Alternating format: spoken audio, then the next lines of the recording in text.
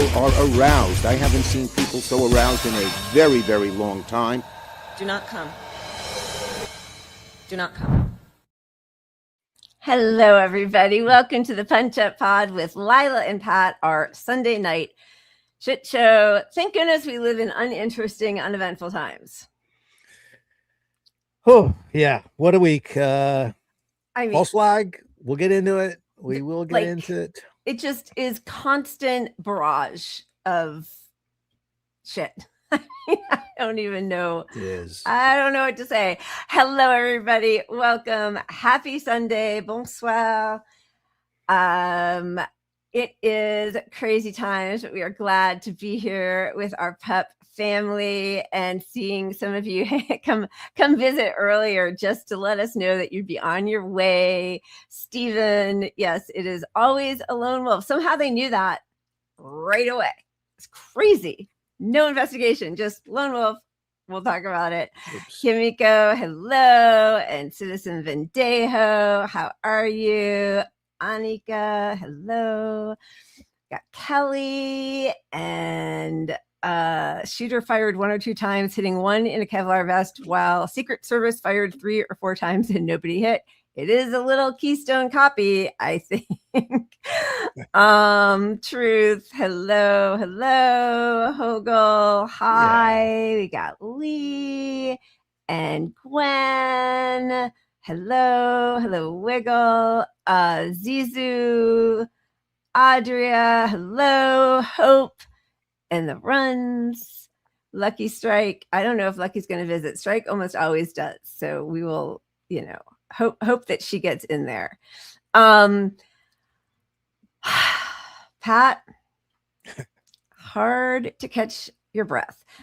Citizen Mandela says that there's no Twitter link. Yeah. Give everybody that warning while I just see what's happening with the whole StreamYard link, because it should have gone out. Yeah, StreamYard is being very sus. Like, I use this for my game night on Saturdays usually. Yeah, I stream games, and it just deleted the whole. It's a reusable studio, so I just click on game night every night, and it's the same link and everything, and it just disappeared and was forever gone now as of last night, mid game night too. That's crazy. If something like that does happen, and I wouldn't be surprised if it does, because obviously StreamYard doesn't like us to have uneventful episodes. It is okay. Yes, and I thought I just did see it also. But we will just reset it up right away, as we have had to do a couple times before. All right. Anything you care to share, Pat? Nope. Drinking the same beer to save the environment tonight. It's blue, but it's called Flow, and it captures CO2 from the air, allegedly, somehow. The more you drink. Making my habit good for the environment somehow. It all relies on you, the individual, and your carbon footprint to save the environment. Not the U.S. military. Not the U.S. military. Keep bombing away, fellas. Yeah, the runs, that was fun. We need to do another thing like that. Another sort of it's always live, but another, I don't know, guests coming in and out, and just have a little fun with it. I don't know. Yeah, maybe we'll do that for the midterms or something. That would be fun. All right, let's get into it with our cheers. This is so fitting. National Treasure Medea Benjamin outside the White House Correspondents Dinner before even more craziness took place. Israel has targeted and killed more than 260 journalists. Talking to people nicely. We were in there talking about Amal Khalil, a Lebanese journalist just murdered by the Israelis. And we were there with the picture of Amal Khalil showing Wolf Blitzer, the picture. He said, I don't know who that is. We said, you should know who it is, because she was just assassinated by the Israelis. She was under the rubble for hours while they wouldn't let the rescuers come in. They were targeting her and then targeting the people who were going to rescue her. By the time the rescuers got there, she was dead. And these are the colleagues of the people celebrating the war criminal. Both Donald Trump and Pete Hegseth are going to be in there tonight. And these journalists, in quotes, are celebrating while people are being killed in the West Bank, in Gaza, in Lebanon, in Iran. Every single day, their colleagues, their journalists are being murdered. We saw Jen Psaki in there, she turned her back. We saw Sheryl Sandberg in there, turned her back. Turned her back. Turned her back. These are not journalists. The people on the ground in Gaza are risking their lives daily, having to report on their own people, their own families' deaths. We just saw Amal Khalil in Lebanon. And these journalists are sitting here partying with Donald Trump and Pete Hegseth and Stephen Miller. And this is how they treat us when we try to tell them, all we want is for you to report the truth. Talk about the genocide of Gaza. Talk about the genocide in Lebanon. Talk about the illegal war on Iran.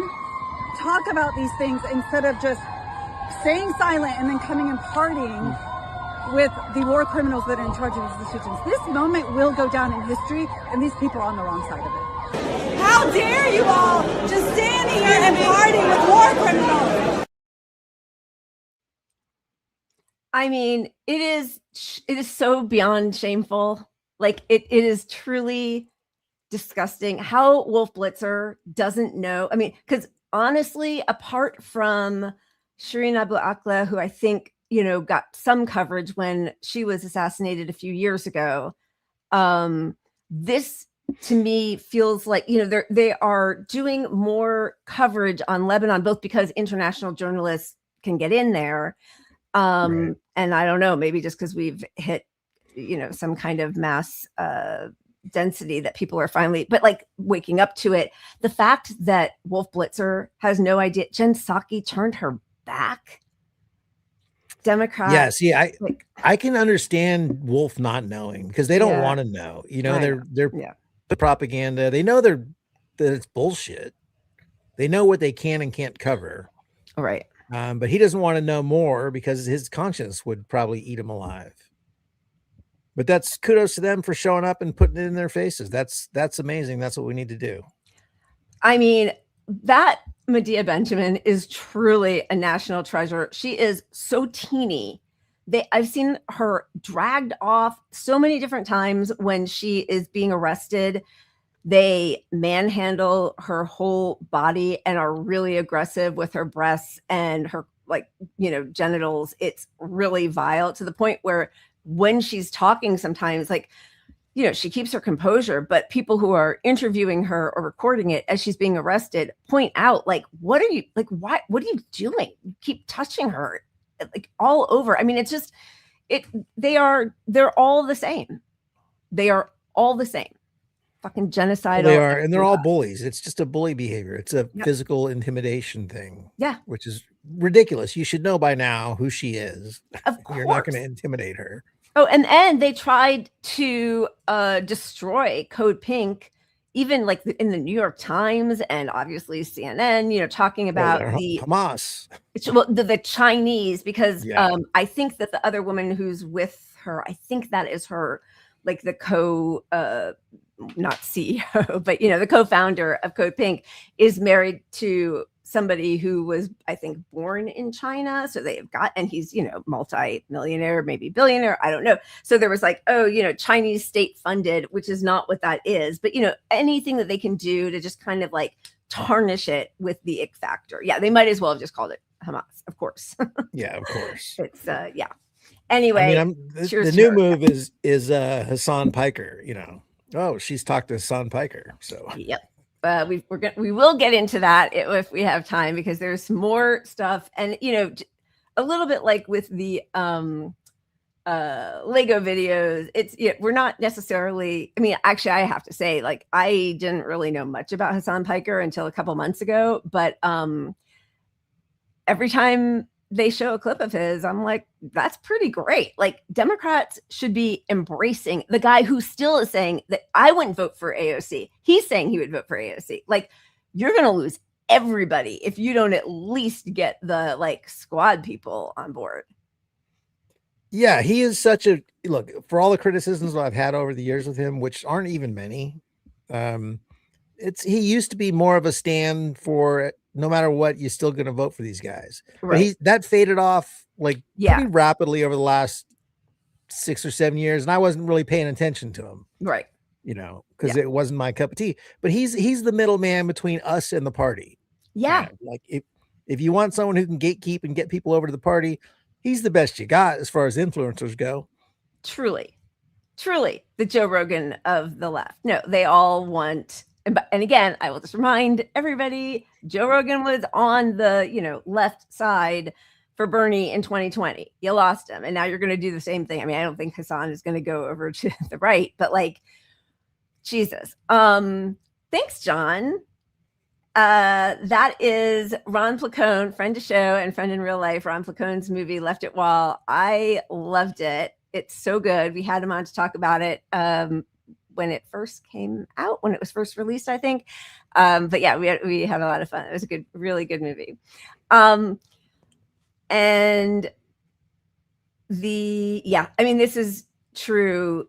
They have definitely become massively more violent in public. I think they've been, pretty violent all along, but like now they just, shoot people right in the face in broad daylight at 10 o'clock in the morning. But yeah, I don't know, the rage that I feel every single day, it's insane. So let's have a moment. Absolutely. So here's some joy. Let's do this joy thing. Let's do it.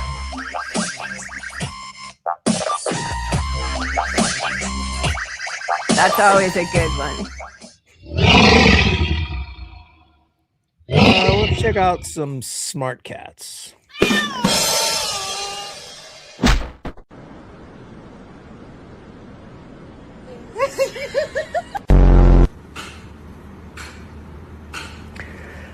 Hey man, you wanna fucking stop?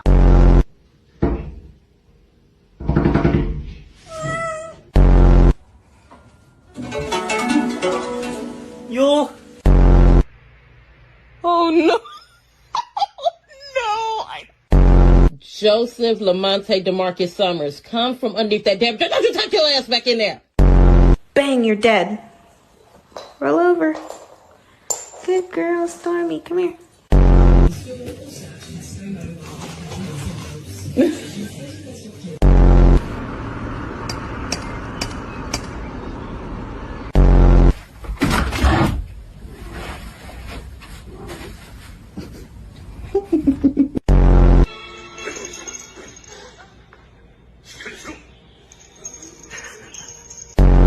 Yeah, hi. I was wondering if I can place an order for some food.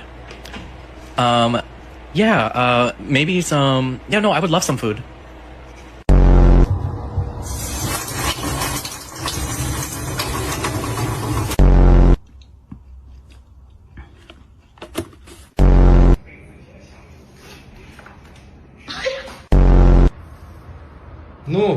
No! What?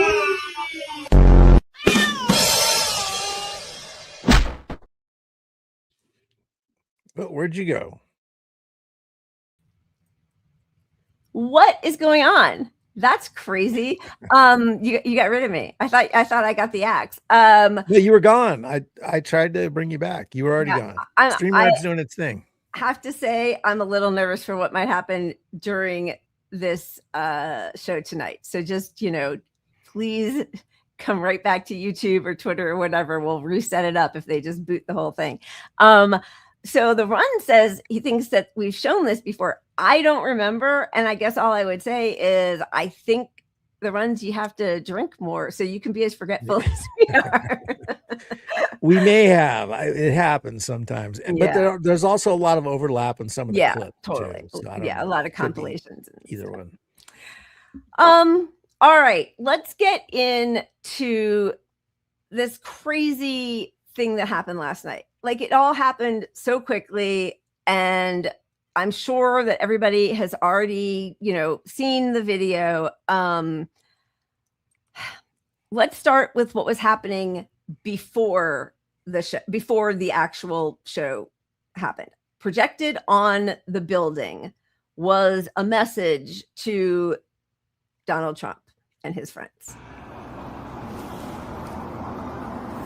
Dear President Trump, this building is the Washington Hilton Hotel. You'll soon be arriving here as the guest of honor at the White House Correspondents Dinner. But the fact is, you, the President of the United States, are right now engaged in a massive cover-up of Jeffrey Epstein's crimes. To date, your administration has only released about half the Epstein files. Of those that have been published, hundreds of pages have been blacked out entirely, and the names of many powerful men have been redacted, including, in some cases, your own name. Where you have been named, the files are damning. In one email from 2011, Epstein wrote to his accomplice, Ghislaine Maxwell, expressing surprise that you hadn't yet been publicly accused of complicity in his activities. Epstein emailed Maxwell saying, I want you to realize that the dog that hasn't barked is Trump. Maxwell replied saying, I've been thinking about that. In an email from Epstein to author Michael Wolff, Epstein said of you, President Trump, quote, of course he knew about the girls. You recently admitted on Air Force One that you were aware young women were being recruited from Mar-a-Lago by Epstein. When you were asked whether one of them was the well-known Epstein victim, Virginia Roberts Giuffre, you replied, I think she worked at the spa. I think so. I think that was one of the people. Yeah. He stole her. 2 years after Virginia was recruited from your club, you told New York Magazine that you thought Epstein was a terrific guy. You said, quote, he's a lot of fun to be with. It is even said that he likes beautiful women as much as I do. And many of them are on the younger side. One release file shows you flew on Epstein's private jet, dubbed the Lolita Express, at least 8 times. Then, you lied about it, like you've lied about so many aspects of your relationship with Epstein. The fact is, Mr. President, you knew. Release the files, end the cover-up, now.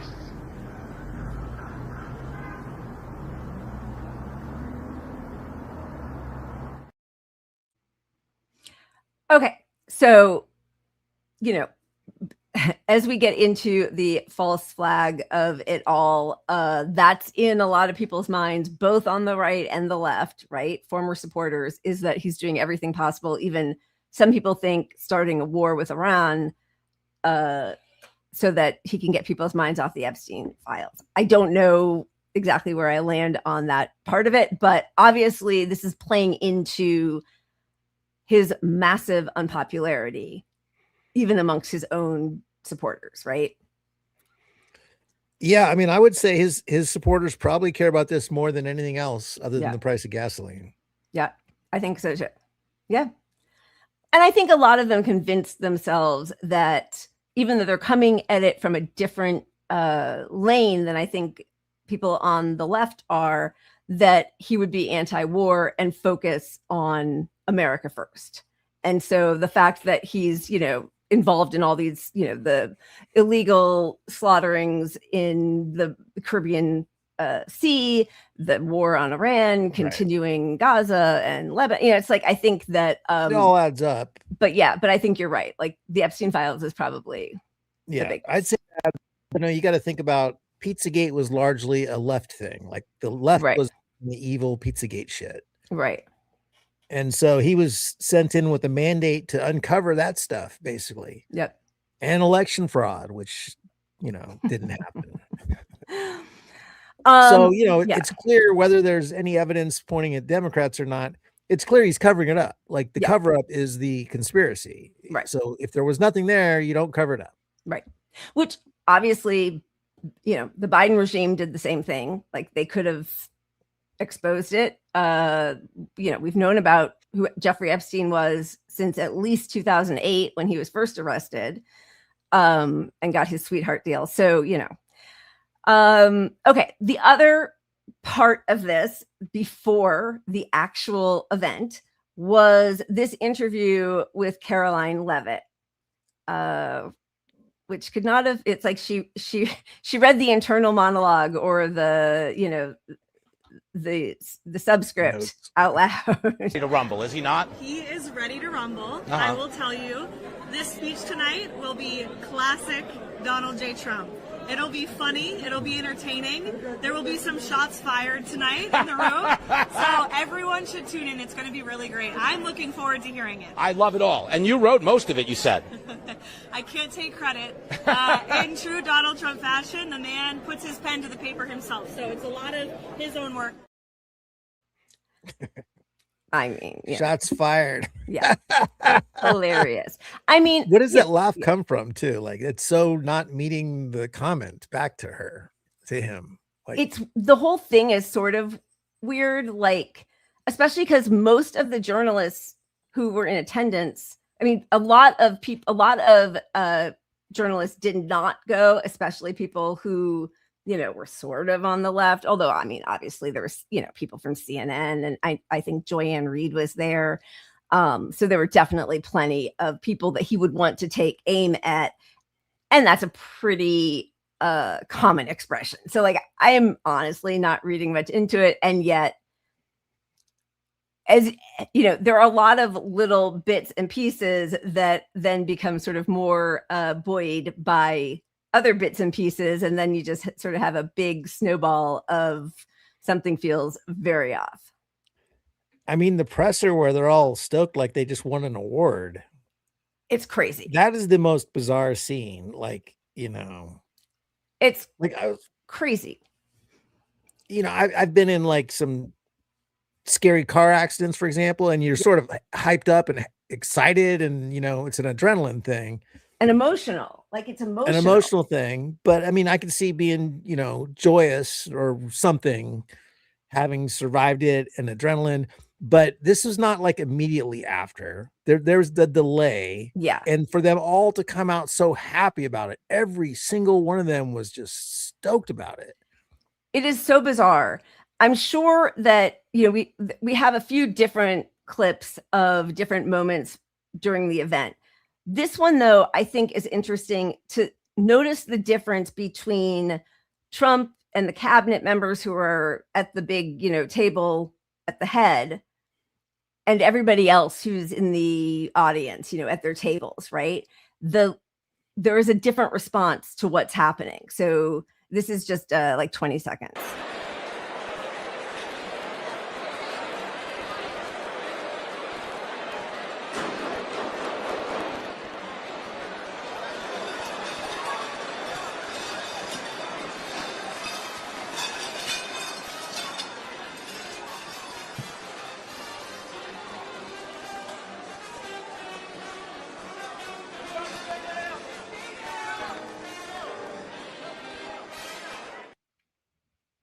So that's a little strange, right? Like, they do not move at all. It could have been the noise. Like, we also have some close-ups, and when you hear that noise, it's hard to tell that that's a shot necessarily, possibly.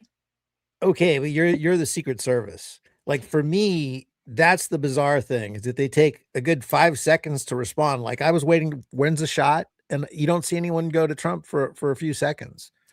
Well, and they should be communicating all this and picking up any sound, whether it's a bizarre sound or not, that you jump in front of the president. Right. You don't wait to know what it is. Right. And then for that one guy to go running right past Trump to JD Vance, that is wild. That is crazy. So this is what Pat's talking about, in case you didn't see it. That is actually insane. And in many ways, that to me is the tell, but okay.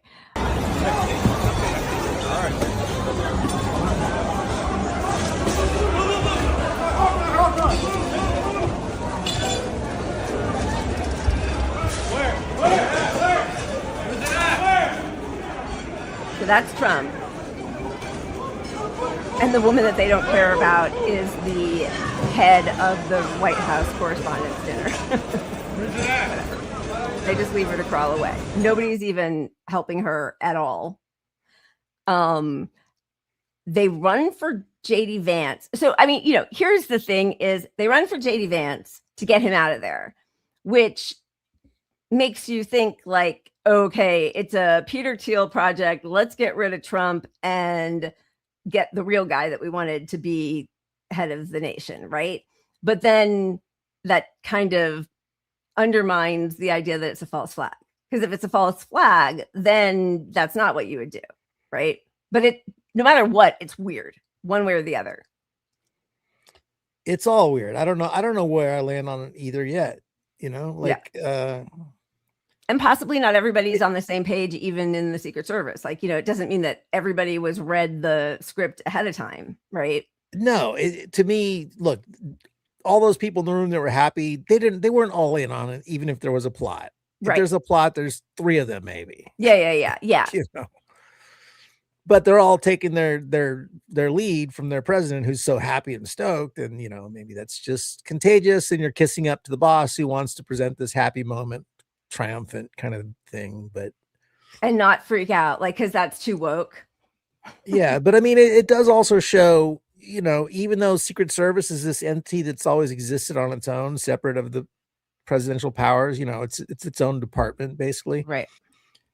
You're seeing incompetency on their part. I mean, the first assassination attempt, and then here they are just running around seconds later, and, you know, nobody's even on the president as fast as they're on JD Vance. And yeah, no, it's crazy. This is the 3rd assassination attempt on this man's life.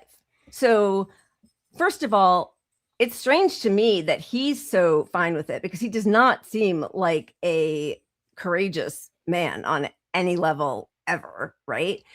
And there were lots of reports that the periphery at the hotel did not have adequate, I mean, clearly, but adequate screening, that there wasn't a list of names that you were supposed to check yourself off on, that I think there was a metal detector, but like people who are already guests at the hotel, which the man who they are charging with this, what's his name? He's from California. He's a school teacher. He's from Torrance. His name. He's from down here. I have it here. 1 second. Sorry, it's right here. I don't know. Cole Thomas Allen. But like he was a guest at the hotel. He's a guest at the hotel, and he ran for at least 50 feet in one of the videos. Right. It's like, how do you run? He ran through the metal detector and then got, 30 feet past it before guns are drawn on him at a presidential. So bizarre. And what's also bizarre is that Trump last night, after this happened, shows that video, like posts it. Here it is. Like, so the Secret Service agents are just standing around, and on the left of this frame, all of a sudden you're going to see this guy sprinting forward. I don't know, it's really hard to know who shot whom. I don't even know, because there was one Secret Service agent who was hit in his Kevlar vest. He went to the hospital, but he's out and fine. But like, maybe he was hit by another Secret Service agent, because they certainly didn't hit their target. And I was just, I sort of taken with a grain of salt by both of these men, but Larry Johnson, who's an ex-CIA agent, was on with George Galloway. And he was like, you have the president and his whole cabinet, vice president, in the room, like either next door or right downstairs from where they caught the guy. His body should be riddled with bullets. And again, this is Trump. Like, I mean, he just cannot help himself. It's like Madonna's Truth or Dare. Remember when Warren Beatty looked at her and was like nothing exists for you unless it happens on camera, right? Like, so Trump feels a need to put this out again last night. So here is the man, Cole Allen, lying there, no blood, no wounds, no medics attending to him, just lying there. So that feels very strange, that there are all these Secret Service members around. They all have weapons, and not one of them hit the guy who is busting through and creating this enormous security breach, right? Yeah, because look, you would think if here's this guy just sprinting for no reason, you think bomb on him, not gun necessarily, like sure. Provide explosive device. You should assume. Yeah. And so you stop the guy with the bullet. I mean, everything is so bizarre. Okay, then we also have okay, this is RFK Jr. being hustled off. His wife, Cheryl Hines, just left to straggle behind. Stephen Miller with his wife, Katie Miller, Pete Hegseth, and Dana White. RFK Jr., nobody will ever accuse him of being a male chauvinist because he does not at all take care of his lady. He's just out. I mean, at least Stephen Miller, I hate him. I mean, here's Cheryl Hines climbing up the stairs. He does not look back once to see if she's okay. That's crazy. The shots have just run out and people are just still sitting there at their inner shit. That's Dana White. He's a wrestling guy, right? What are we doing? I mean, you know, there are people on the floor like this guy.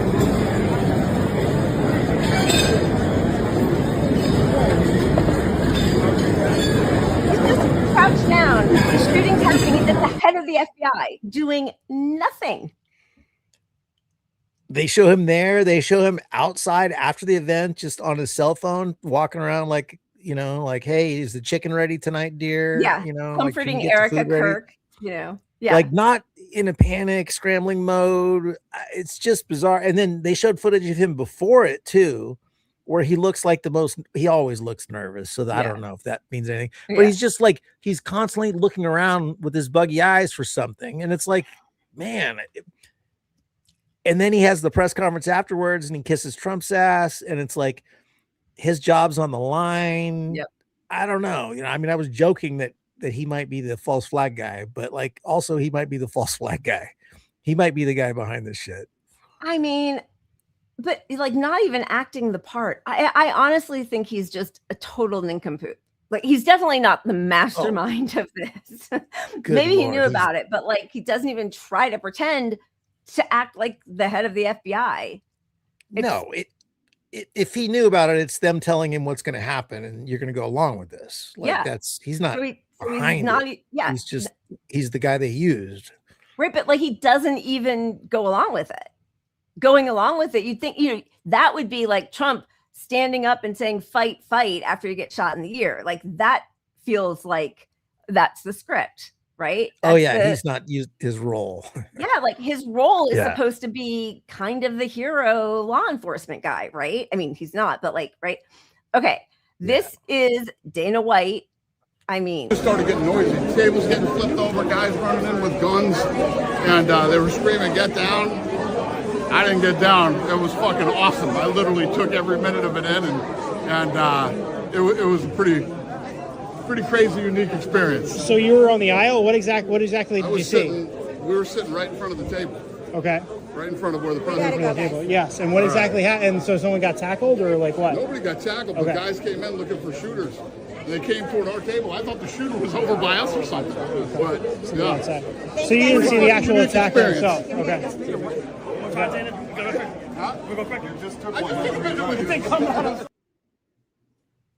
So again, you know, like, if it's a false flag and you know about it, you should at least kind of pretend to go along with it because it's being done for a reason. But he's not doing that. He's I'm so tough and cool. I'm so macho. Yeah, I don't think he's involved in it at all. I think it's just, you know, I do think it's a false flag. And I do think it's from a few people within the administration somehow trying to leverage it for power, right? I don't know who or why, but he's not involved. He's just an idiot. He's just he's what's wrong with society. Like, you know, here's this moment where they get to, it was great. It was like the best movie I was ever in, you know, and he's like, I thought the man was right near me. I mean, you know, this is where, we have all been so desensitized on some level, right? Like we've seen our children, like my kids have been with a live active shooter on their school campus in lockdown 3 different times. And when you like see it playing out on CNN and you know your kid is in the school that's locked down, like I couldn't breathe. You know, you're like shaking. Like I'm about to, like I get emotional just thinking about it now. Like that's a crazy moment. Why don't they, like, nobody cares? It's truly, we are destroying ourselves. Truly. Like, that's crazy that's the response. Look at this guy. I mean, I don't even know who this is, but like, you don't want your food to get cold. Who's in the room? Secretary Pete Hegseth is in that room. You've got Scott Bessent. Everybody's gone. This old guy's just sitting there. In that room. You, of course, have J.D. Vance in that room. Naturally, the president of the United States. A little hungry. And as John mentioned, the White House Correspondents Dinner is where we are presently broadcasting from. Like, what is happening? What now? Look, I kind of have empathy for that guy. I mean, just in the sense that, like, okay, he probably thought it was a false flag too, or whatever. But now it's safe. And look, if you kill Trump, I'm going to pop the champagne bottle. Not just how do you know it's safe? Is what I'm saying. Like, we have just witnessed Right. Maduro get kidnapped with his wife, and like 8 Cubans who were around trying to protect him were also slaughtered. We've seen every leader of, Hamas and Hezbollah and the Iranian, like everybody's being killed. So like, how do you know it's a lone wolf? How do you know nobody else is going to come out? Like, how did they know it was I would think you're safe from other people coming in, but I wouldn't stay in the room. Right. I'd want to leave the room in case they didn't sweep it well enough because they're incompetent. Yeah, clearly, right? Yes. There were a lot of reporters. Fights. Say again. Oh, I've been around some violent fights that break out, and the first thing you do if you're not involved with your friends is leave. Yeah, because it's dangerous to be there. Yeah. It's dangerous. People come back with guns and shit like that. Yeah. I mean, I saw some of I'm assuming they were correspondents who were like grabbing the champagne because, the event had barely started, right? Grabbing the champagne bottles off the table. And I'm sure, a lot of them, if they were, especially women in high heels, but, anybody dressed a certain way, you're in a limousine waiting in a long line to get in. So probably, you haven't eaten in a long time, whatever, but that part I could relate to. Like, you grab a couple bottles on your way out. That I got.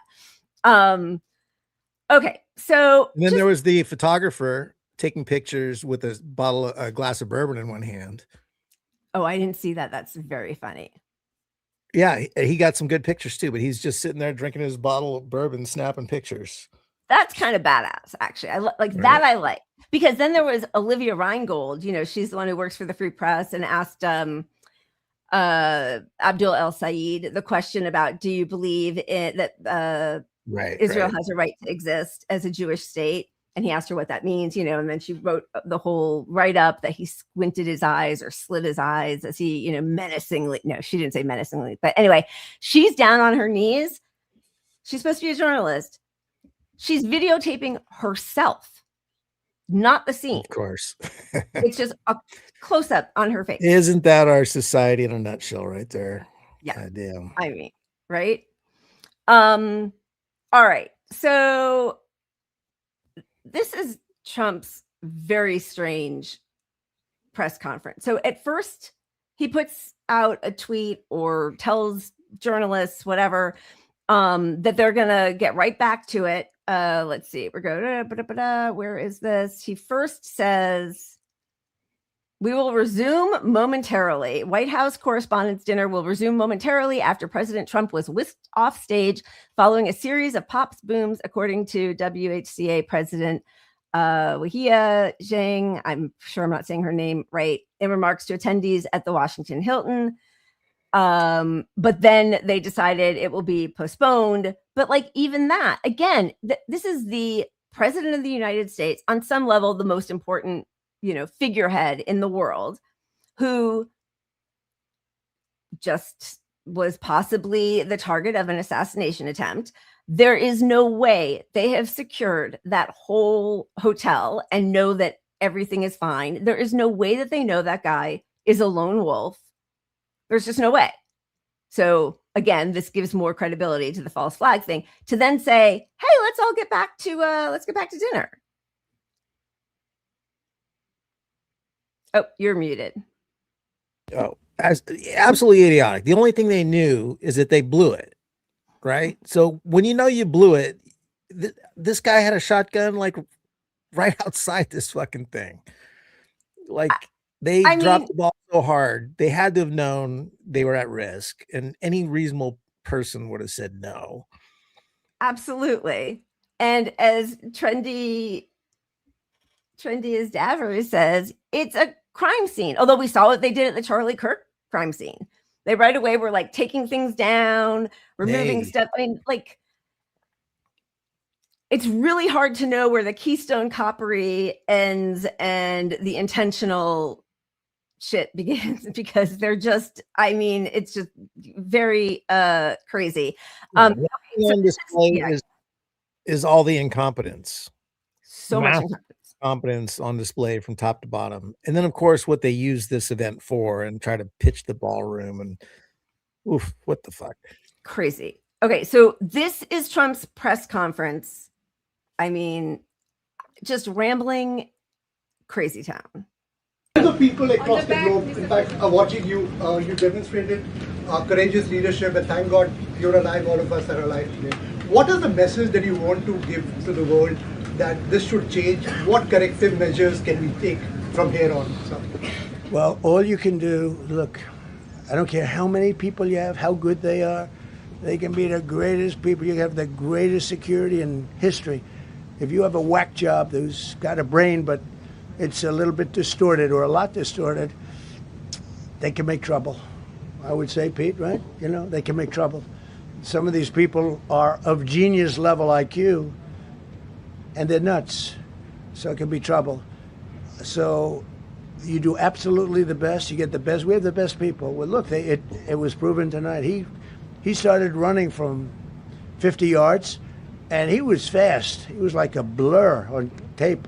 He was moving. It was very impressive the way they got him, because a lot of people would be looking and saying, you know, it's like a weird feeling, and they would let him get through, but they didn't let him get through. They drew those guns so fast. They looked like Matt Dillon.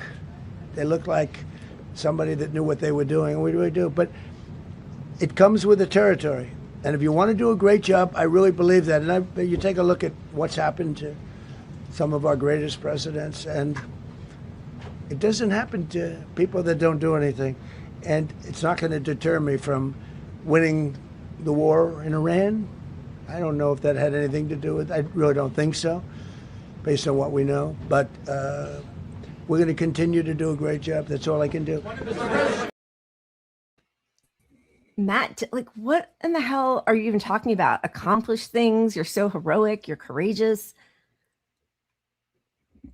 And he was just like a blur. He was just a blur. He wasn't a blur. Fast. He just ran and got by everybody. He's not like the, what do they call it, Meal Team 6 ICE agents that you hire. No, and they don't show it, but I have a feeling he ran so fast and fell. It feels like he fell and didn't even get stopped. Am I wrong? I don't know, because there are no wounds on that man's body. You're talking about, yeah, because I mean, Trump also seemed to fall as he was leaving. You know, I'm talking about the shooter. Yeah. There's nothing on his body, and like, why is his shirt off? I don't even understand. All of it is so crazy. I was looking back at some of your comments. This is how we know we're all in good company. Everybody's just like, yeah, I would have definitely taken the wine. Always grab a bottle on the way out. Champagne first. Yeah, 100%. I love all of these comments. Okay, yeah. So obviously he's just an absolute disaster of a person. Talking about Matt Dillon, what the hell? Why? Like, what is he even talking about? Like, Crash? I don't even know what he's talking about, honestly. Like, I can't think of a great Matt Dillon cop movie. I don't know. It's just so bizarre. Maybe he meant Matt Damon, like, about the Wild West to me. Like, he was trying to pull a reference from someone in the Western back in the day or something.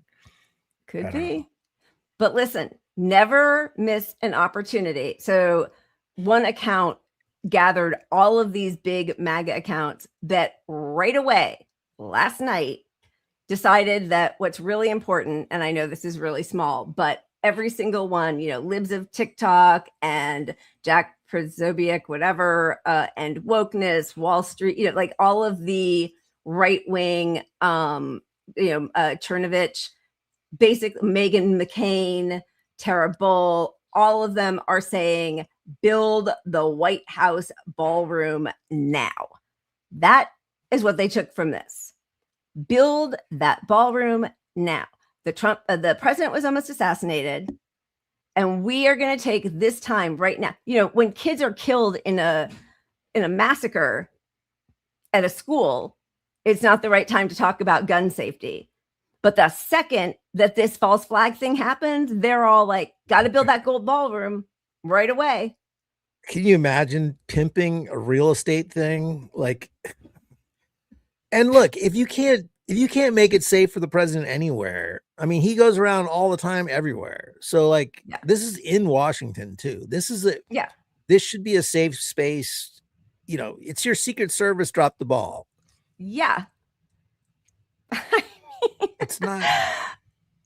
Or this was the whole, you know, this and more, you know, cops on the ground in the streets and fewer rights for all of us. You know, it's just what it will be used for right away. Also, acting Attorney General Todd Blanche, it's time to build the ballroom. Fetterman getting in on the action. We were there front and center. That venue wasn't built to accommodate an event with the line of succession for the U.S. government. After witnessing last night, drop the Trump derangement syndrome and build the White House ballroom for events exactly like these. So for the last 250 years, nobody's been safe because they didn't have the gold ballroom. Yeah. And look, there's an argument to be made for it, but like the transparency and how they were all in sync on it, and it's literally the next day, is a very bizarre way to do it. If that was your purpose, if you're like, well, what can we get out of this? We need some safety and security. You don't pimp his ballroom. It's just so bizarre. It's not the angle. It is. And of course, they're using it to go after and try to push Patriot Act Part 2 now. Yep. That's blame Democrats for not funding DHS. You know, Todd Blanche was on the Sunday talk shows today, you know. Need that ballroom. And then, of course, Erica Kirk ran off crying, and another MAGA who was also part of the ballroom brigade is so heartbreaking to see. Pray for Erica Kirk. I mean, I think she's doing just fine. Okay. So another, and then after this, we can get to the alleged shooter. But the other thing that raised a lot of suspicion was a Fox journalist named Aisha Hasni was on the line with Fox. She was in attendance at the dinner, and she's explaining her conversation with Caroline Leavitt's husband right before, and this is what happens. I want to just quickly tell you, I was sitting next to Caroline Leavitt, the press secretary's husband. He was one of our guests. He was seated right next to me, and right as the dinner was starting, the national anthem happened, and then he kind of leaned over and said, I watched you on TV, you do a great job. You need to be very safe. And he was just very serious when he said that to me. And he kind of looked around the room and he said, there are some...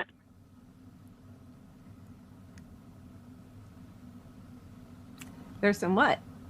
Sounds like we lost Aisha's phone there. And this happens, by the way, especially when you have so many people attempting to utilize the same cell service at the same time. I did want to add this. While we had a moment, I was just... Sure, because that's how that works in a hotel. That it does kind of work like that. But also, did you get her back on to finish the rest of her thoughts? Do we have it? No, luckily she wrote a whole long manuscript that does not make sense as what her next line would have been. I'm so damn proud of our Fox family. I watched our colleagues help each other and our guests get underneath the tables immediately and then comforted one another while producing, coordinating, and reporting the news in a very confusing and chaotic scene. It was a sad day, but also one that reminded me how amazing humans are. Our calls were dropping because there's barely any service in that ballroom. To finish the story, he was telling me to be careful with my own safety because the world is crazy, which is what my own father and other people have also said to me recently. He was expressing his concern for my safety. I was going to say, before I lost my signal, that it was unfortunate that only a short time later this all happened. When we heard people shouting, "Get down," he jumped into action and made sure myself and others at our table got on the ground. He was heroic in his action, and I will be forever grateful. I mean, I have no idea, but that definitely, there's just like lots of little pieces that feel unusual. Or yeah, no, I am very suspicious of that call dropping because obviously she was getting to the part where it was like, what? You got me. Yeah. And then it's nothing. So I don't buy that. Yeah. It was Fox saying this is dangerous, whatever she's going to say, probably. Yeah. Because you don't know. And then somebody talked to her and said, what are you going to say? She's like, okay, now what are you going to say? Now what are you going to say? He was a hero. He was being a hero, just telling me, just like my dad always says. Yeah, he jumped on the grenade. Yeah. All right. So all of that is crazy. Should we just do like a quick rundown of the guy? Because here's the other part that starts all the conspiracy stuff. Or do you want to spin? Because it's been 50 minutes. Should we spin? Yes, spin that. Of course. All right, 1 second. 1 second. I need more wine is the thing. I'm not leaving it to chance. All right. See? I knew I had to take care of him.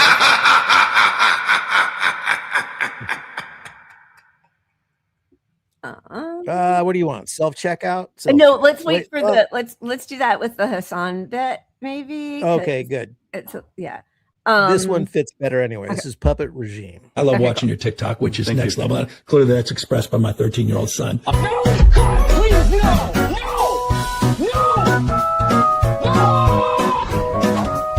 Hello, China. Hello, Donald. You better stop helping Iran. Okay. Oh, we're going to do something really big. Okay. New tariffs. Okay. Like 1,000,000% this time. Possibly 2 million. Okay. Okay, what? I just said okay. What do you mean, okay? Like, okay, you're going to stop doing what I asked you, or okay, like you're not? Yes. You really drive a hard bargain, you know that, Mr. Shi? Could you let some Chinese boats through the Strait of Hormuz? You mean the blockade of the blockade that's meant to open the strait by closing it? Yes. All right, forget the tariffs and we'll do the boats, but you got to give me something very big next time I see you. What's that? A hug. No. No? A big hug. A big fat one. Done. Ha! Still got it.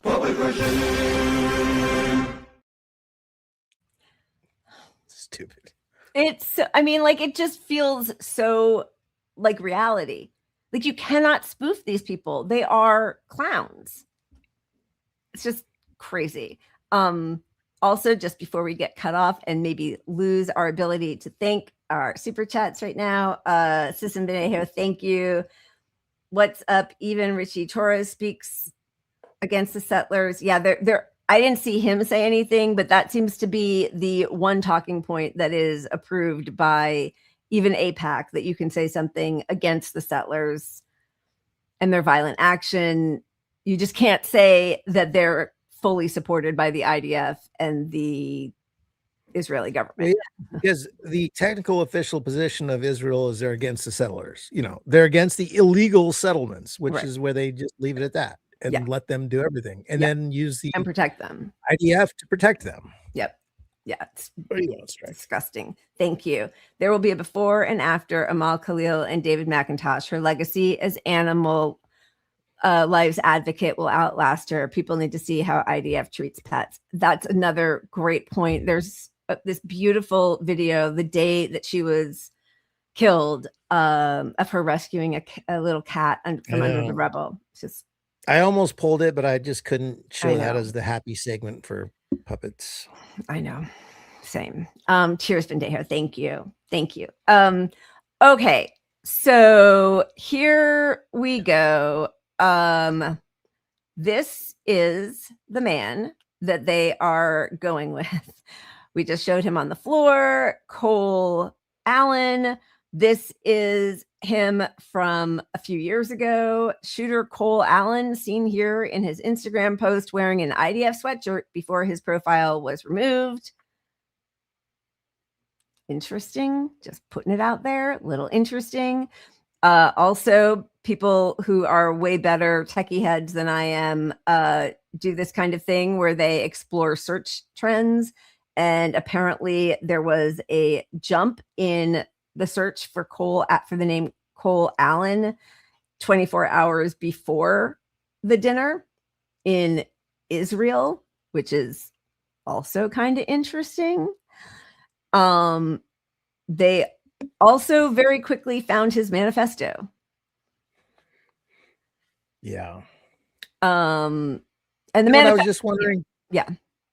Well, so in the past few days, there's been a lot of the on social media, the kick stuff about that racist guy going in all the neighborhoods, provoking by using the N-word and carrying bear mace. Have you seen any of that stuff? No. So it's fueling the culture war, and that all just sparked up in the last week, right? A real direct confrontation for culture war shit with the guy going in, black neighborhoods, throwing the N-bomb around. And they're all dropping the noticer stuff, just noticing. And so you time that with this false flag, it makes sense that this is that might be a piece to this, like the same. Where was that happening? He's going all over the place. I mean, it's not just one incident. one guy, like it's one. It's one guy, like Chad the something, I don't know, or Chud the something, right? Huh. Interesting. And I'm seeing a few different people say that was that the IDF sweater was AI.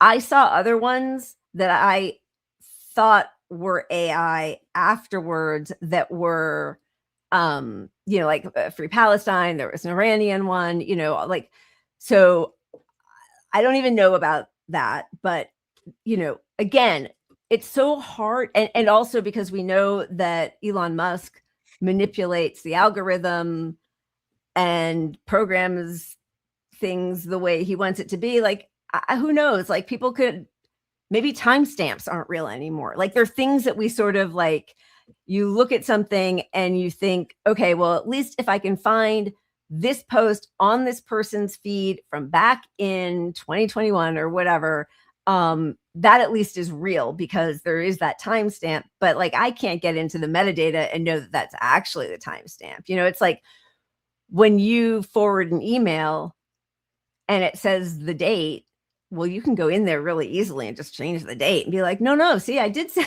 send you that I had to have this day off, whatever. Right. So like completely, it's so difficult to know what is reality. Yeah. And a lot of it just doesn't match up. Like if he's this IDF guy, then why did he put out that manifesto that, right. Yeah. doesn't match. He wouldn't be IDF guy or supporter. Like, I totally agree. The manifesto, I mean, it's so small, but anyway, I may have given a lot of people surprise today. Let me start off by apologizing to everyone whom whose trust I abused. I apologize to my parents for saying I had an interview without specifying it was for Most Wanted. This has not been verified, so it's probably not worth it to read all of this, but I don't expect forgiveness. But if I could have seen any other way to get this close, I would have taken it. Again, my sincere apologies. On to why I did any of this. I'm a citizen of the United States. What my representatives do reflects on me, and I am no longer willing to permit a pedophile, rapist, and traitor to coat my hands with his crimes. Well, to be completely honest, I was no longer willing a long time ago, but this is the first opportunity I had to do anything about it. While discussing this, I'll also go over my expected rules of engagement. Probably a terrible format, but I'm not military, so too bad. I mean, not like, okay. Administration officials, not including Mr. Patel, they are targets prioritized from highest ranking to lowest. Why? Why not including Mr. Patel? Why would you have a carve out for Kash Patel? Right? Wait, Pat, are you frozen? Or are you just puzzled? For a No, minute? I'm just taking this in. I'm reading it. I'm reading it ahead. Secret Service, they are targets only if necessary and to be incapacitated non-lethally if possible. AKA, I hope they're wearing body armor because center mass with shotguns messes up people who aren't. Hotel security, not targets if at all possible, unless they shoot at me. Capitol Police, same as hotel security. National Guard, same as hotel security. Hotel employees, not targets at all. Guests, not targets at all. In order to minimize casualties, I will also be using buckshot rather than slugs, less penetration through walls. I would still go through most everyone here to get to the targets if it were absolutely necessary, on the basis that most people chose to attend a speech by a pedophile, rapist, and traitor and are thus complicit. But I really hope it doesn't come to that. I'm sorry, I don't buy the buckshot, not slugs part. Like, you're not going to get close enough to the president to buckshot him. Yeah. Right. But a sluggy got a chance. So I don't really get that piece of it. I get the wall thing, but like also. I just like the whole way it's written does not feel to me authentic, like somebody who is about to possibly die by cop suicide, right? Like that's what you would assume. I'm going to be killed. Exactly. If that were and a teacher, you think you would have some profound logic written into this. Yeah. And you wouldn't want your final grade to be like an outline with some little cute parentheses about not tell, not like. It reminds me of what was it? Tyler Robinson, his text to his lover at home that was very like smiley face, but also everything was spelled out in a way that you wouldn't text, especially if you're, in your 20s. I don't know. Yeah. Everything just feels off. Let's go back to my Patel theory. If you're Patel, you might want the not Patel in parentheses to explain why you didn't get shot next to the president. Because that might have been where you were when you got passed over and not shot. But if you know that if Patel's in on it, then he knows he's not going to get shot anyway, and he could have tried to be brave. No, but he doesn't know. He doesn't know the situation, that like exactly where they're going to be when this guy breaks through. Yeah. I don't know. And he's just dumb enough to put in. I don't know. He's an idiot. He's a drunk idiot. I mean, Pat, if you end up being right, you're going to pay for a professional balloon drop on the show. I will pay for literal professional setup to drop balloons. Will definitely pay for that, just the way you paid for it when you said that Trump wasn't even going to win the Republican nomination. Okay, you're going to go to your death with that. All right. So here's more crazy stuff. This geopolitical monitor by Turf, I don't even know who this person is, but this has been also making the rounds. He finds this post by an account that has one post from 2023, one post dated December 22nd, 2023. And all it says is Cole Allen. While you may think this is just a coincidence, the cover image used in the account is from a website called Time Machine. So it's actually a piece of art, the background there. And I saw another account, I think it was a different account than this one, taking that piece of art and matching it up to the fight from Butler, Pennsylvania, and showing how if you like back up and rack your eyes the right way in the full piece of art, it looks a lot like Donald Trump in Butler, Pennsylvania, when he got shot, raising his fist in the air and the people around him. People are, passing this on. The other strange bit of coincidence is that same account, the Pepe, the fascist frog guy account that just had the one post that said Cole Allen, Henry Martinez was writing papers for NASA, testing Orion's fairing separation system. And Cole Allen also worked at NASA's Jet Propulsion Lab out in California. So, but they didn't know each other there that we know of yet, but that's an interesting overlap? What does that mean? Why did Henry Martinez just write Cole Allen? I mean, again, the conspiracies are rampant because everybody in politics and the media lies all the time. And we know that. And so nobody trusts anything anymore. And that's a horrifying spot to be in. To me, what this feels like is they wrote up a letter for this guy. They threatened him somehow. They said, here's your gun. You're going to take this. You're going to run through the lobby, shoot something. We won't kill you. Yeah, we won't kill you. And that's the deal that he was threatened to, I think. So you think they had something on him? I don't think he chose to do this because the letter doesn't match up. Yeah. The letter is really not something an educated person would write at the end of their life. Yeah. Of just like this, hey, hi, this is why I did it. Cool. Later, bro.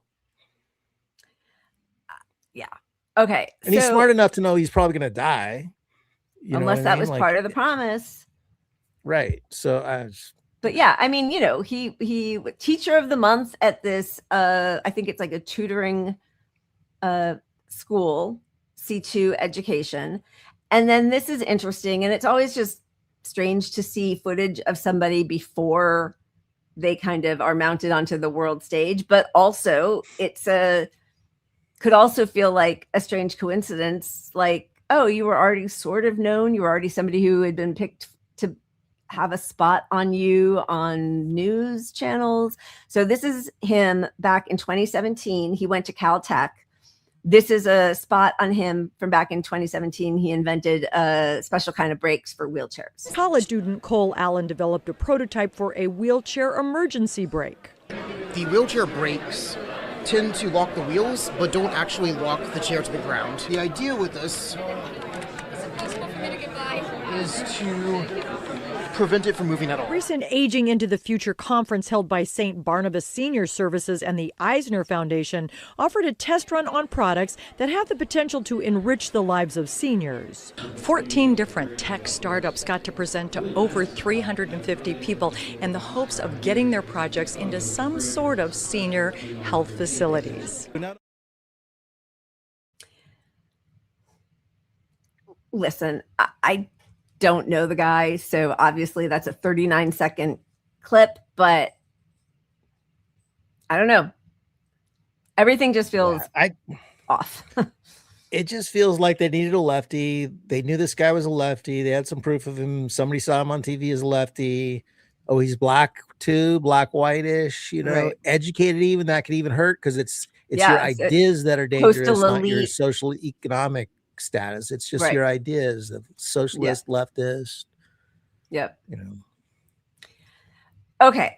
So we all know what our news media is and how they are completely corrupted by their donors, by politicians, by the corporate interests of the companies they work for.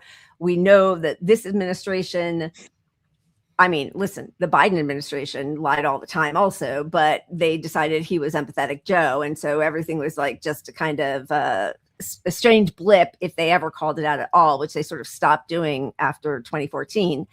But like they and CNN have been, at least in Trump's first regime, heavily into the whole, he's a liar, the Pinocchio vibes. There was that Glenn Kessler, was that his name? Who did something for Politico or Washington Post, the Pinocchios, like fact checking all the time. He was a liar and a liar.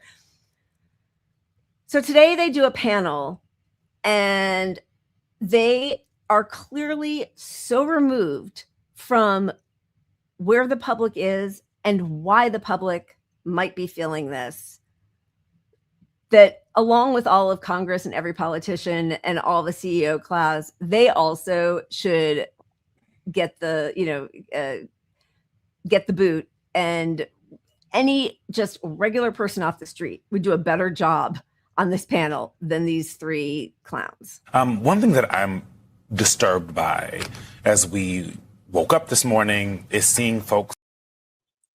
Oh, what happened? I didn't do it. and it just disappeared. Pat, what'd you do? No, I'm kidding. It's not you. I'm sure it's the. Is it gone? It's not on the list in there anymore? I don't see it. It just. What the shit? All right. Massage. Why don't you upload it and I'll show another pup since we may have shown the other one and it'll buy us some time. The runs will be happy. There you go. Another day, another victory for the OG. Oh my God. Oh no.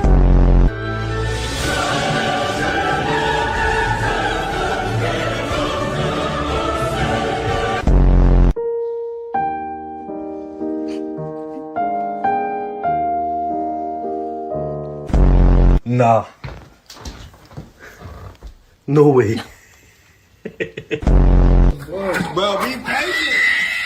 Wait, nigga, damn. Look at what the fuck I just came home to. Goose. Are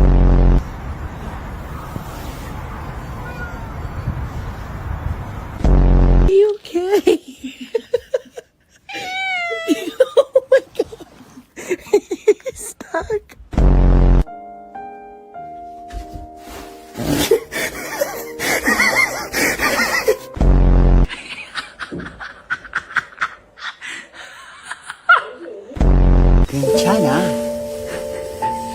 괜찮아요. Dude, get the cat out of the bag. I mean, you can suffocate.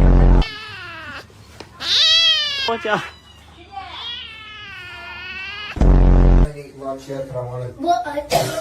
Jessica. What are you doing?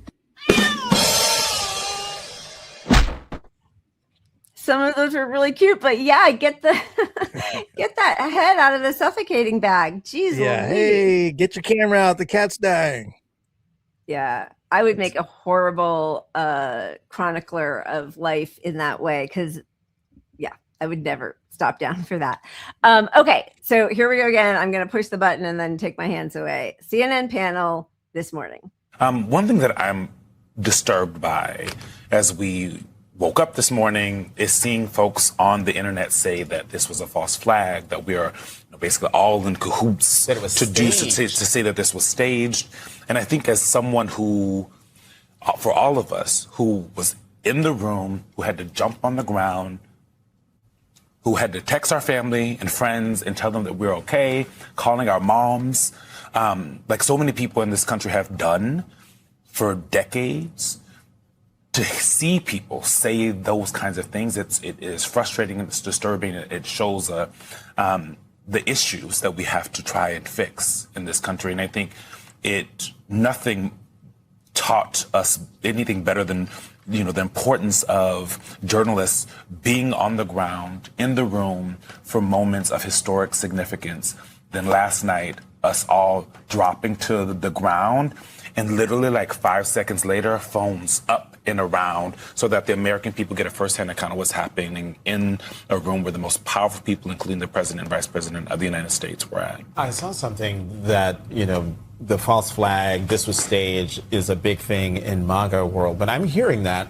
from on my social media pages from people on the left also thinking that this was staged, that this was a false flag, that this was something being done on purpose. And hearing you speak, Eugene, if it's coming from the right and it's coming from the left, these conspiracy theories, it says to me that there feels to be a lack of trust in this country. And empathy. And if people can't see that a room full of journalists ran out of the room, got in front of cameras, got on their platforms, telling people what happened in the room. If you cannot trust what we are telling you, I don't think that's an issue of journalism. That is an issue of American society. And so if you're watching The Weekend, you've been watching us, you've watched us now for 4 hours, I hope you know that we are telling you, because we were in the room. We were sitting right next to each other. Jackie was right next to me, to my left, and Eugene was to her left. We're telling you that what happened last night was real. Okay. It's such a ridiculous straw man argument. Because yeah, nobody is saying you're all in on it like the moon landing wasn't real, and everybody who said that this was a false flag thinks they're involved with a cover up of the moon landing. Right.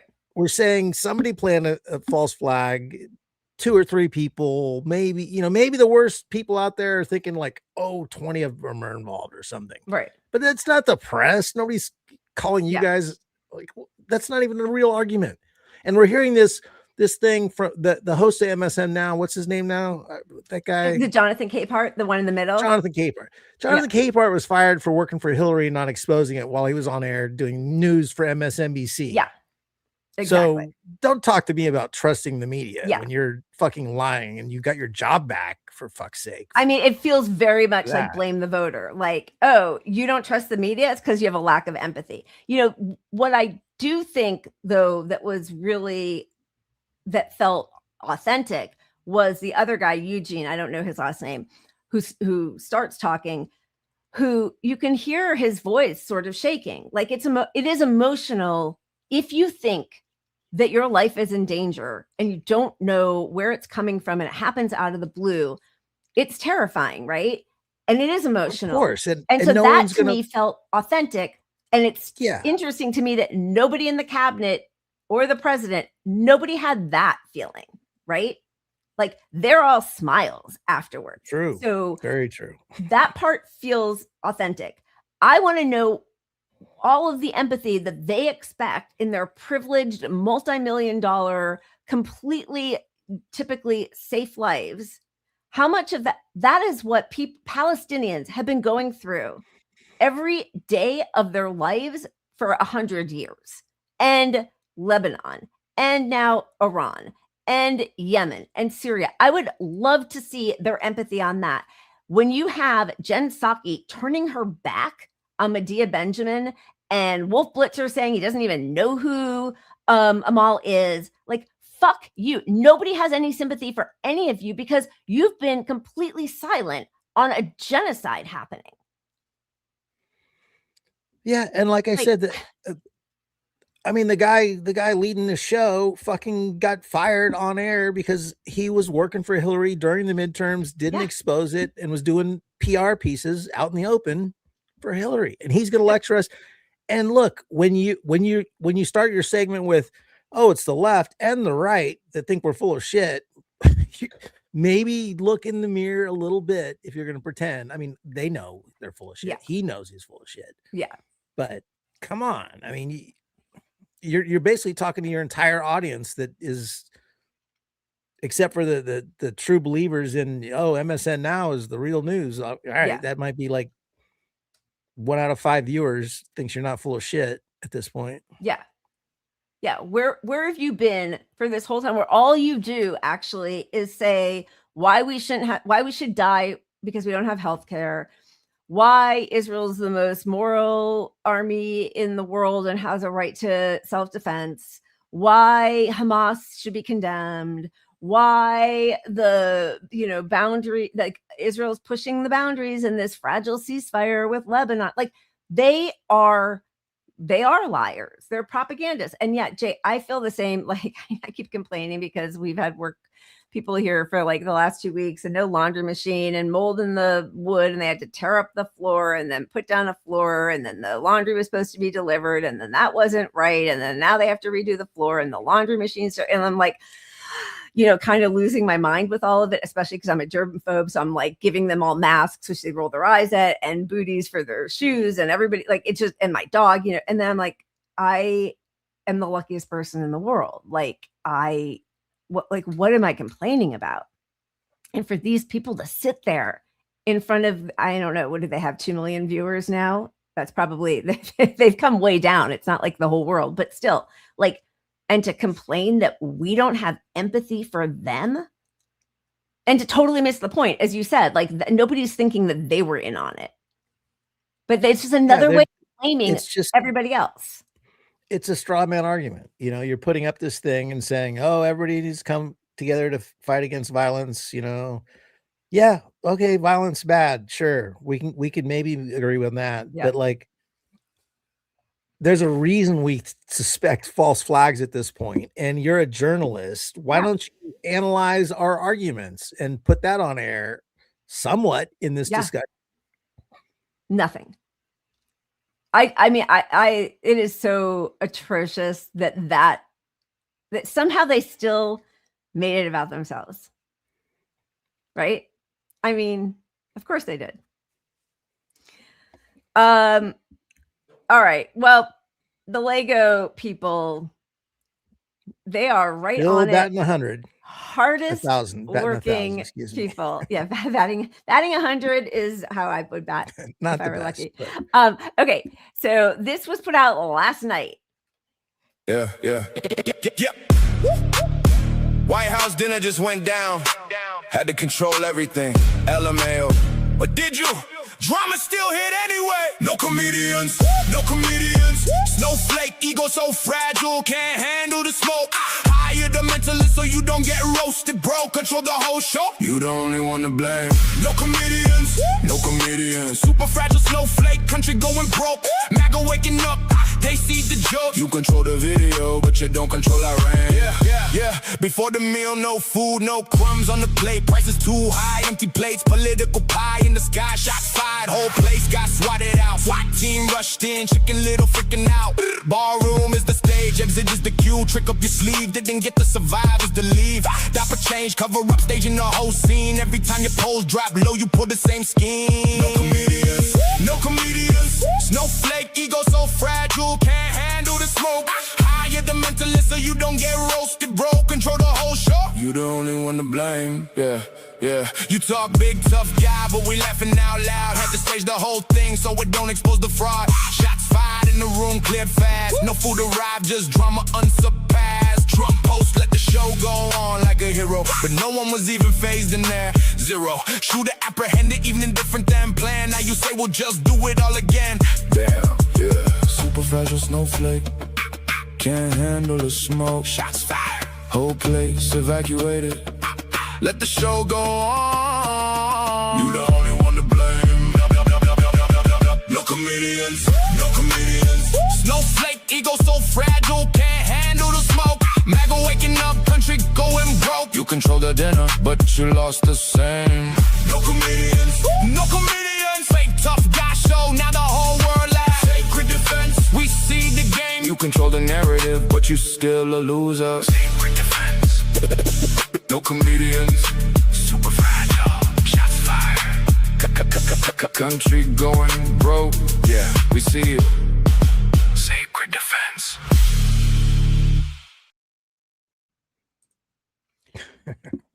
Okay, so two other things just to put in. They fired the first ballroom construction contractor and replaced him with somebody named Shalom, somebody who does a lot of synagogues around the United States. And I think he's Israeli American, as was the mentalist whom they hired instead of having any comedians, which is really such a sign of being just having the smallest amount fragile. Of self-esteem. You're just like such a little eggshell. Oz Perlman, thank you, franchise. Yeah. Little mushroom dicky narcissist loser. I mean, it's a tradition. It's the one time, like Colbert owes his whole career to his amazing roast of Bush. Yep. Back in I don't know, 2008 or something. I don't know. But 7, 6. He roasted Bush so hard for like a full 30 minutes, and they have to sit there and look at it and listen to it for the first time in their lives. They have to. 2006. Yeah. So, but that's gone. He already got rid of that. You know, this was the first time he was ever going to be in attendance as a president. He was there when Barack Obama made fun of him, which also, must have been right around that time, right?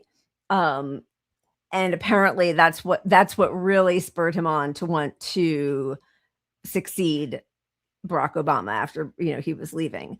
But then he didn't do it at all in his first regime. And now this is the second year of his second regime. He was coming, but no comedians. I mean, but listen, all of these people are snowflakes. When Michelle Wolf was there making fun of all of them and saying that they owed their sort of like resurgence of cable media to Donald Trump because the ratings were boosted for their, lib vote blue no matter who audiences, they did not laugh. They didn't clap.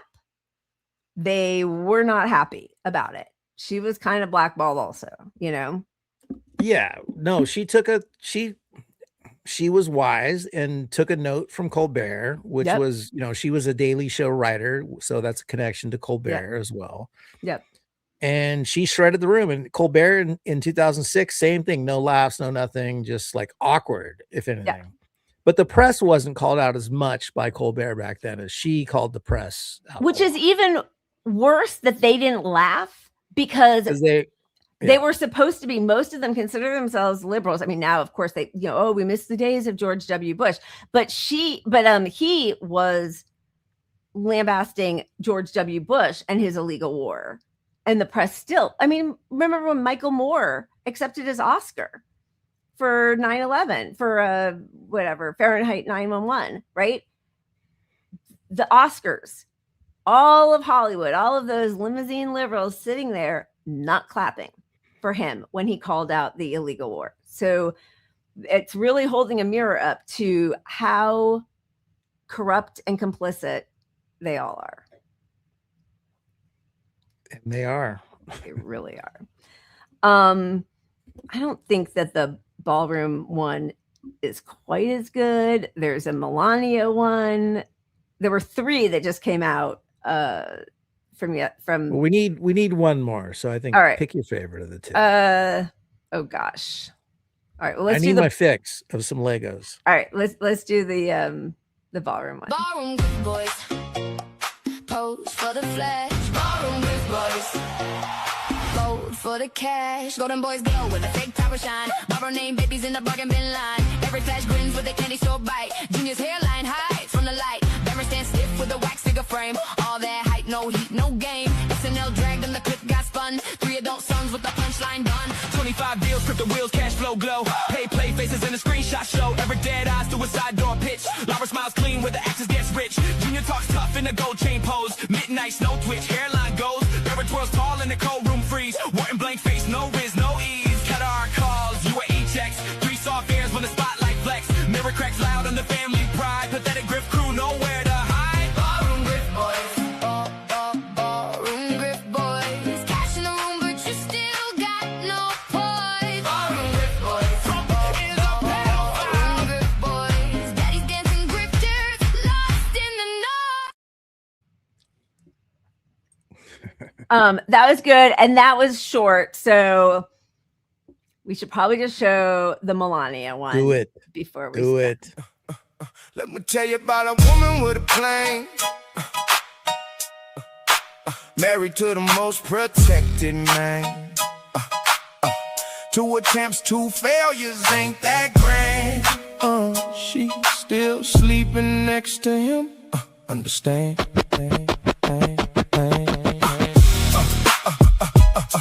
Yeah. Melanie. Yeah.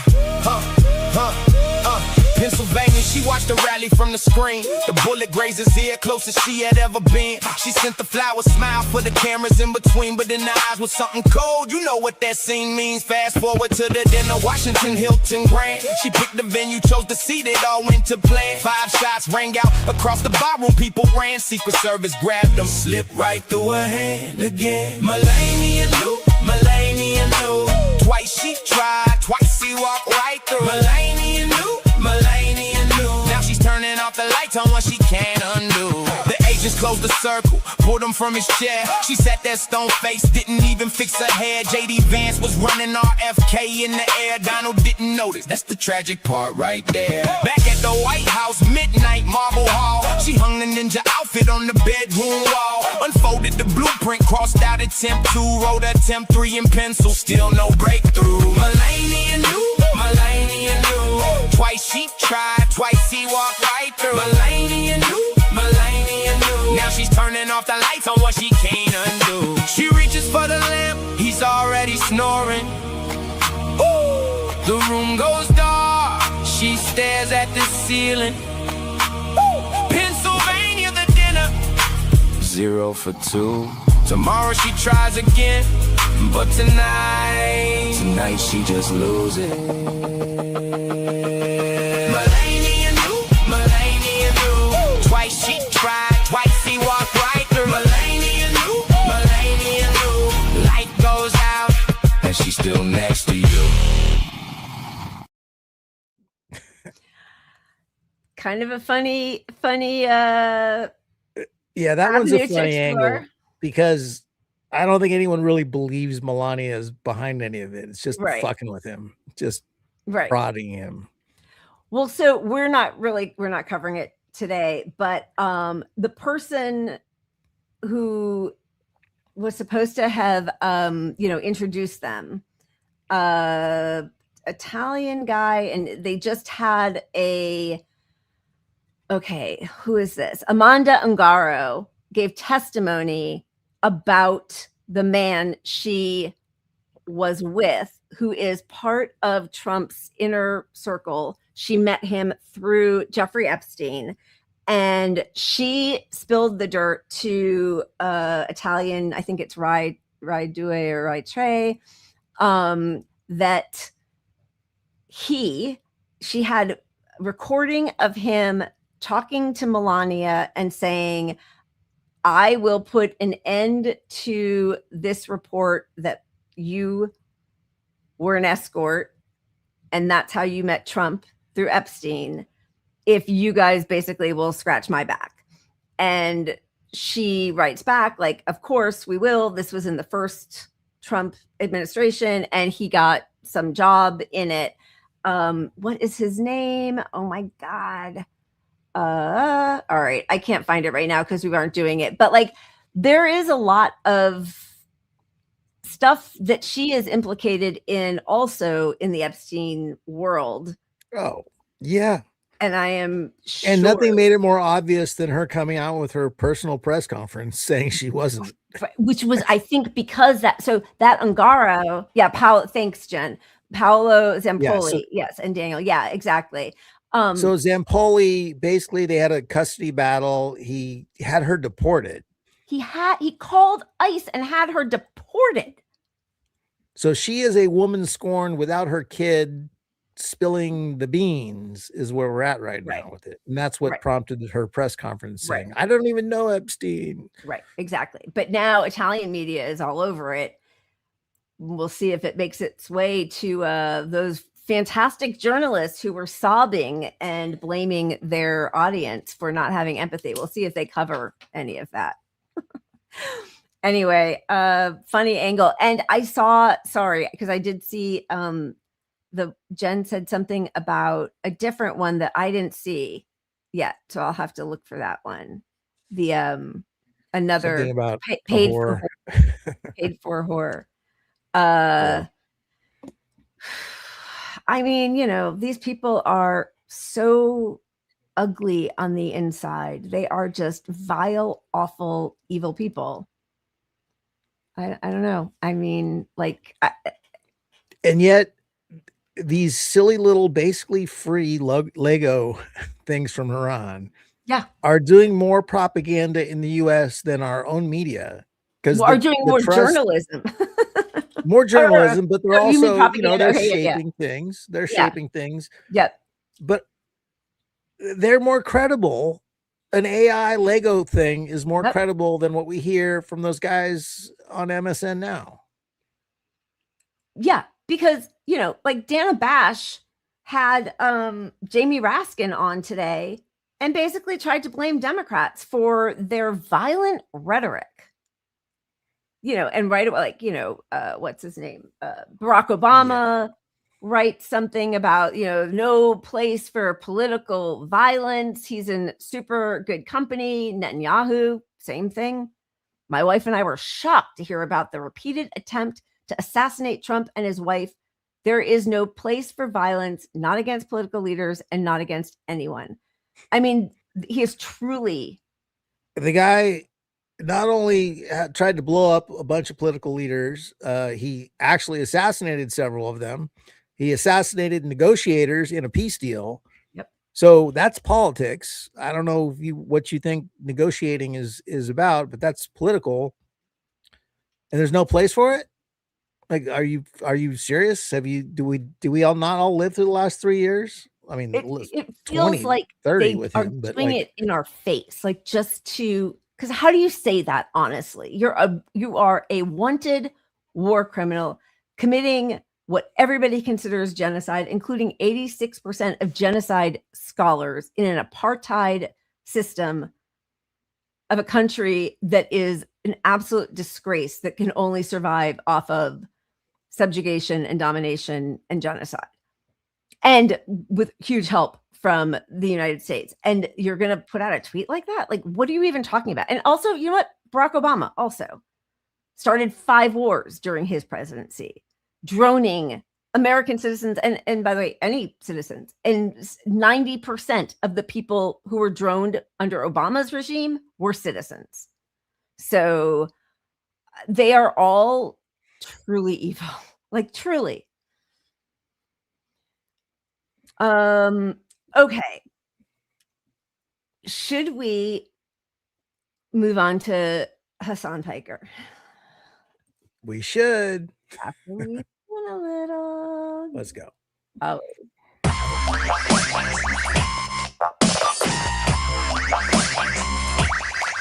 There we go. Pick it, Pat. You pick it.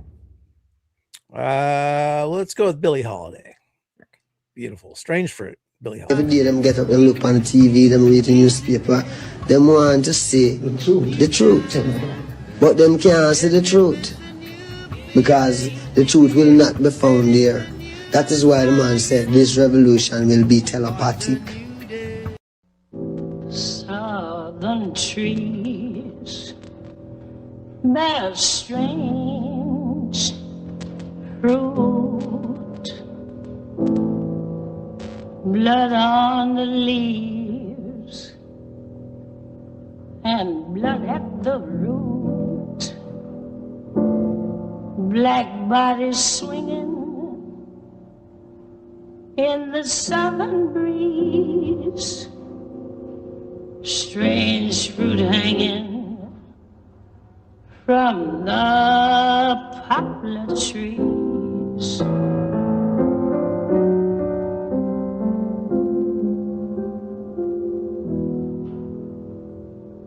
Pastoral scene of the gallant South, the bulging eyes and the twisted mouth, scent of magnolia, sweet and fresh. Then the sudden smell of burning flesh. Here is a fruit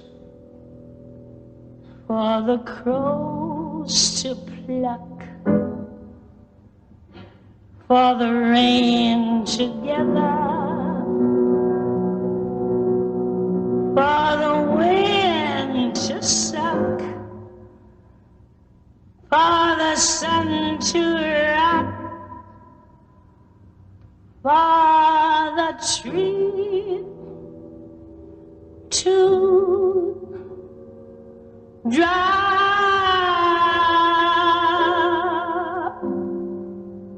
Here is a strange and bitter cry. I don't know why it cut off like that. Sorry, but More truth in that song than anything you'll see on MS Now or CNN, yeah. But that wasn't joyful. I know. Are you saying we need something joyful? We could do some joyful. All right, let's do this guy. Oh yeah, go ahead. No, you got one. Go for it. Well, because the Cats one that's there is the one we just showed, right? Yeah. Okay. I just want it because your descriptor wasn't like super.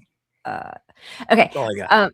Yeah. I know. Okay, Josh Ocean Thomas. I love watching your TikTok, which is next level. Clearly, that's expressed by my 13-year-old son. No! God, please, no! No! I grew up Arab and white, but my parents were divorced, so I did it separately. They were divorced my entire life, so I was white and Arab just on different days. Which is actually nice. It's nice. I feel like that's the best kind of biracial because now I feel like I really understand both sides of the coin, you know what I mean? Like I'm Arab, I love the culture, I try to be a part of the culture, I really try to embrace it, but I'm also half white, so I'm a little scared of it, you know what I mean? So I understand both. Like I'm Arab, so I know that Allahu Akbar means God is great. I know that. But I'm also half white, so I know that's not what you hear. Okay. You guys hear, God is great, I'm gonna go see him, and you're coming with me. So I understand why you don't want to hear it in the terminal, but they're good people. I liked him. Yeah. No, you don't feel happy. Yeah. He's you good. never like the comedians that I find. What? No, come on. No, it's fine. I feel it. I know. All right. So the newest Hasan attack is taking place because of a podcast he did with New York Times Opinion. And I will tell you, they are pulling out some of the sentences, but if you listen to the whole thing, it's only like, we're not showing the whole thing, but it's only like half an hour, and they still, the people who are condemning him for it and condemning all of the left because of it, they aren't listening to what he actually said. No, it feels like a 1980s hit piece where it's like they think we don't have the evidence, so they found a 10-second clip and no one's going to dig up the whole interview. Honestly, it does feel, I know we talk about this all the time, but that the strategy is just to exhaust us with the completely dishonest smear attacks. It's just, and it is exhausting because it brings up all the other exhausting moments, like Hillary Clinton and the Bernie bro shit and, like all of it. It just, I think we're all like having a little bit of PTSD from these people who consider themselves the good guys, the Neera Tandons and Jen Psaki's of the world, while they turn their back on a Holocaust happening right now and talk about empathetic Joe, and Kamala only didn't win because she's Black and a woman. Anyway, okay. So the question was, so the woman, Alex Christie, who's the moderator, I think her main idea in this, and I don't know why she came to it, but it was micro looting. That was sort of like the topic. So there's a lot of discussion about, is it ever okay to steal and what's okay to steal? Right, guys? I'm pro stealing from big corporations because, they steal quite a bit more from their own workers. However, one thing that might even help your ethical dilemma is the fact that the automated process that they design, these companies know will increase shrink, right? So it's actually factored in. The lemons that you stole are factored into the bottom line of these mega corporations regardless, and they still end up having increased profit margins because they no longer have to pay the cashiers that they used to hire, as opposed to this automated system, knowing full well that people are still going to be able to still steal a lot more efficiently, as a matter of fact, through the automated process. Totally. Well, I was looking things like, and shrinkage is roughly equal internally as externally. Like they expect it from their employees that they are sort of disenfranchising constantly. Yeah. But what about the argument that if everyone just starts stealing wantonly from these self-checkout machines, Whole Foods will eventually raise the prices? Yeah, chaos, full chaos. Let's go. I mean, look, I'm in favor. I'm in favor of fast and free buses and also government owned storefronts. And, two of those policies, the mayor of this beautiful city is currently working on. Would you encourage stealing in the same way from a Mamdani run city owned grocery store with lower prices? And why? I would not, because I feel like that's taxpayer funded.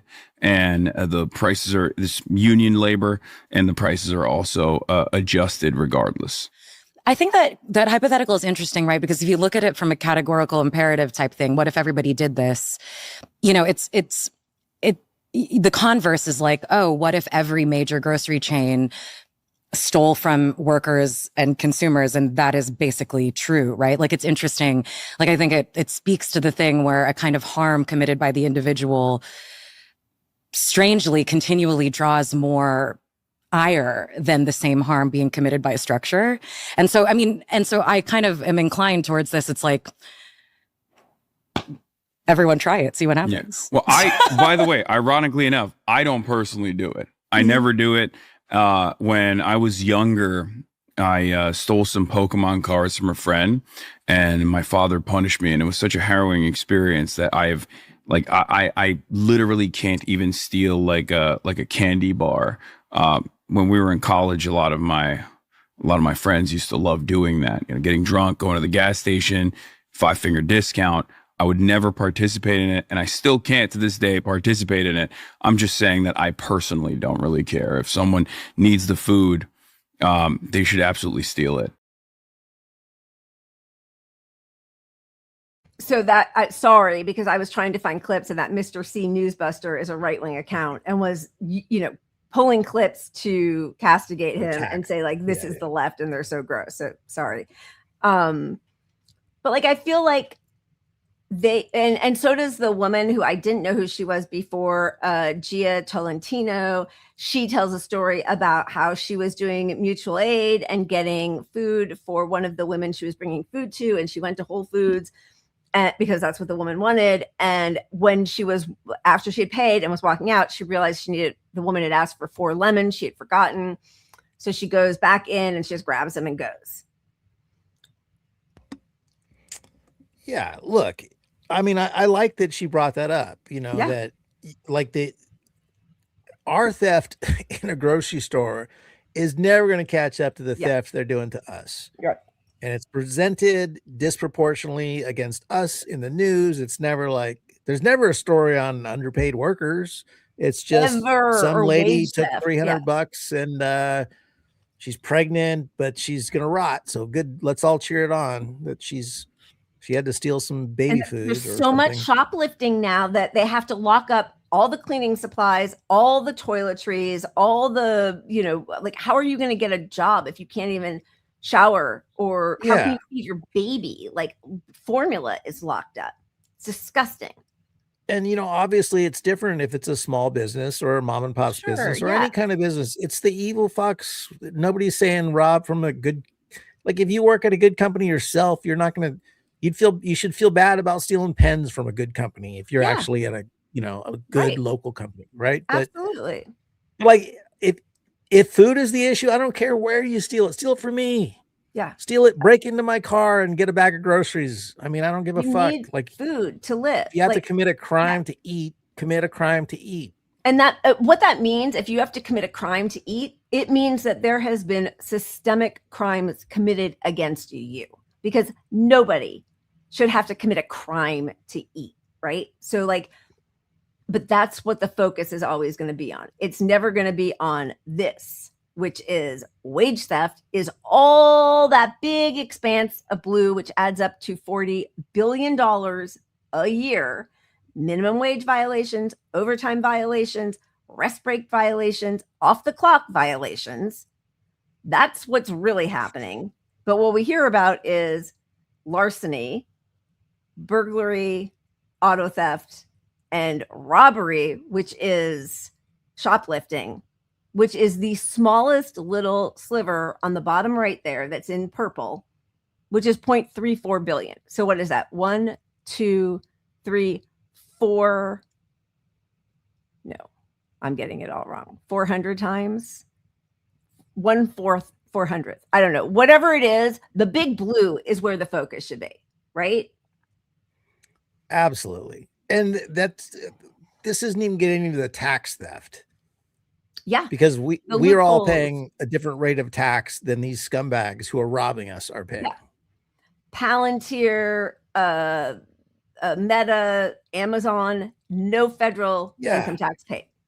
Palantir just yesterday or today got a contract to oversee all the farm data. So all the farming that happens, everything in our food supply is now connected to Palantir. That's great news. All of our health records, Palantir. And you know what's interesting? It's also the same. It actually happened first in the UK. Palantir got all the NHS, like a contract to, scrape all that data. The head of the division of Palantir, and I mean, we shouldn't have to pay for the sins of our father or grandfather, but the man who is the head of Palantir's division in the UK, his grandfather is like one of the biggest British Nazis in the history. Oh, there's another fly. That's going to make me crazy. And the whole PayPal mafia, like all the Palantir, Peter Thiel, David Sachs, Elon Musk, they all come from South Africa. They're not like they are Nazis. They are using all of our data to destroy us. Okay. So there's more, and it's good, which is why I want to show it, because then like the freak out from corporate media and Democrats is just pathetic. Yeah, no, I'm pro piracy all the way, like across the board. Sorry, Pat.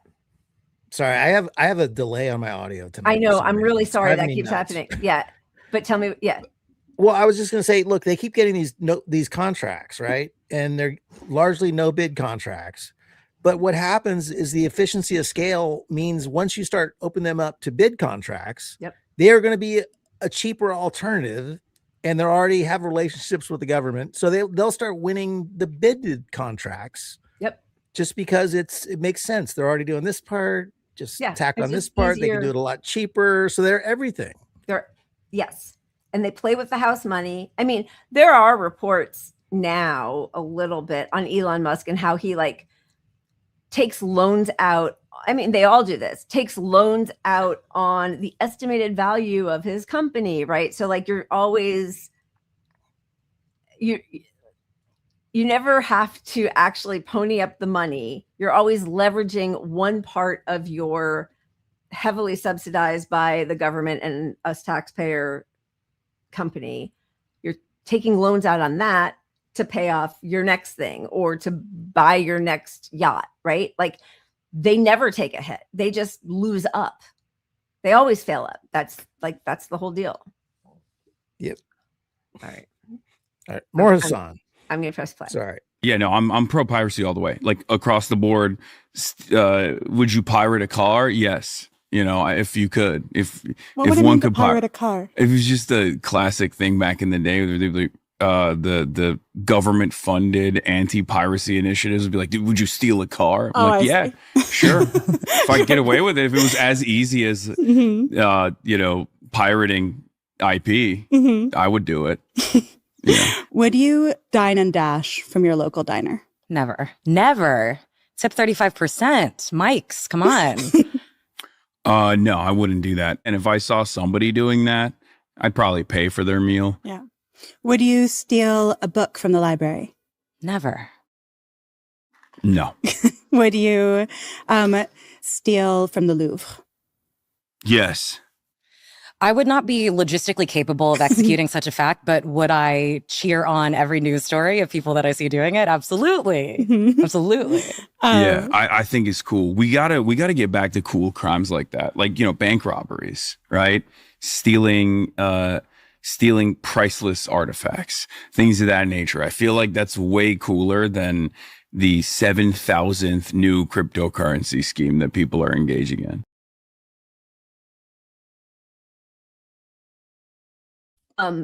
So I'm with him until the priceless artifacts, only because if you steal it but then display it for everybody, I like that, right? Yeah, I don't know. I mean, I'm an art history major from college, but steal it all. I'm just the eliteness of the art world and the artificial value attached to these things. Now, if it's a precious, piece of historical African art or some cultural thing that has some significance, maybe, but mostly it's bullshit in the art world. Like, seeing it, but like to steal it for yourself, like that's not out of necessity. yeah, that's not for yourself, but like to steal it and sell it to a rich investor, and then he donates the money to Palestine or something. Yeah, sure, that's what happens. That's what the rich investors do. Of course, that's what they always do. Just saying, that's what I'd do, but I'd keep okay, there's 5%. Anyway, go on. I mean, I just like I wouldn't steal. I mean, I don't steal, and it's such a hard balance. Like I wouldn't. If you see somebody shoplifting, no, you didn't kind of deal. But I don't want my kids to be that way. I mean, I want them to not say anything as long as somebody isn't hurting anyone. But like, I don't want them to steal. Like, I do think it changes who you are if you do that, right? So I understand. And obviously anybody who needs it. Well, I mean, anybody who needs it depends. 100%. It depends, but also theft from a scumbag is worth it no matter what you do with it. If you just throw it away, even, I don't care. Like, I don't care. If you're doing, I want to punish the bad doers in society. Yeah. So I don't care.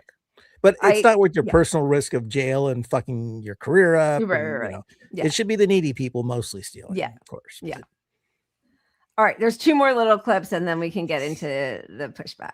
If you steal from the poor, you become rich. If you steal from the wealthy, you go to prison. So there's only one direction where you can do unlimited theft and erode the social contract for the 99%. There's an invisibility baked into the system that allows the wealthy to engage in this sort of behavior. Because I mean, it's a cliche at this point, but like wage theft is the most consequential amount of theft that takes place in the United States of America. Right. I mean, he explains things really well. I think he speaks really well. And I love that he is getting a platform on the New York Times, podcast where he's talking to people who do not think this way, who are more upset about what happened at the White House Correspondents Dinner than what we've been seeing for the last 2.5 years happening to Palestinians in Gaza. Yeah, I totally agree. Yeah. He is a great voice for the left that is breaking through somehow. Yeah. So yeah, I'm not going to insult him on anything. You know, I agree with him. Yeah. Good for him. All right. And then this is the last one that all of our Mandamo people are going to like. Engels wrote about the concept of social murder. And Brian Thompson, as the United Healthcare CEO, was engaging in a tremendous amount of social murder, the systematized forms of violence, the structural violence of poverty, the for-profit paywalled system of healthcare in this country. And the consequences of that are tremendous amounts of pain, tremendous amounts of violence, tremendous amounts of deaths. And that was a fascinating story for me, because Americans are very draconian about crime and punishment. They're very black and white on this issue. And yet, because of the pervasive pain that the private healthcare system had created for the average American, I saw so many people immediately understand why this death had taken place. Again, like the fact that everybody didn't get that from the second it happened, which I think we all did, right? But like, it's good, and listen, I see who just said that they're allowing him there because he's not a threat to power. Steve, yeah. I mean, like he's definitely rankling some people, but as Pat and I have talked about, like I will not be voting for AOC. I am not an AOC fan, and he is, right? So like I do think that in the end he will try to sheep herd people back into the Democratic Party. Although, you know, when he was asked like in a speed round which people he would either vote for yes or no, he basically said no to everybody that was like, you know, a rising star of the Democratic Party, you know, Mayor Pete or whoever. But he said, yes, he would vote for AOC, and he was a possibly for Gretchen Whitmer. So, you know, to me, that's revealing, obviously, but whatever, like it's good for, you know, that's one part of it. And I agree. I don't want the sheepdogging, but also it's good to wake people up to these thoughts. Yeah. Yeah. And that's the value I see in him, regardless of who he tells you to vote for. Although he's not telling people to really vote Democratic. So he's the loudest voice saying the system is broken to everybody. And it's not, his message isn't, if you really listen to him, it's not, let's take over the Democratic Party. It's that's not enough. So message that gets across to all these normie Dems for the first time, largely with the guy like him. So yeah, I agree. And he also said, and I can't remember who the person that they asked about, but he said, no, I would vote third party. Oh, I think he was talking about California, that if it were Newsom or but Newsom's not running for governor. I can't remember, but he was like, no, I would vote third party. So here are the freakouts from the literati, you know, corporate media, legacy media. Jill Filipovich is sad. This whole interview just makes me incredibly sad. Total breakdown of any moral code, sense of personal integrity, commitment to the public good. Has she been alive for the past 50 years, 40 years? I don't know how old she is, but like, what are you talking about? What moral code? And you know, we as Americans have taken on this moral code, and there's nothing, it's getting worse for us regardless of our action. And some of us need to do that stuff to just fucking survive in this system.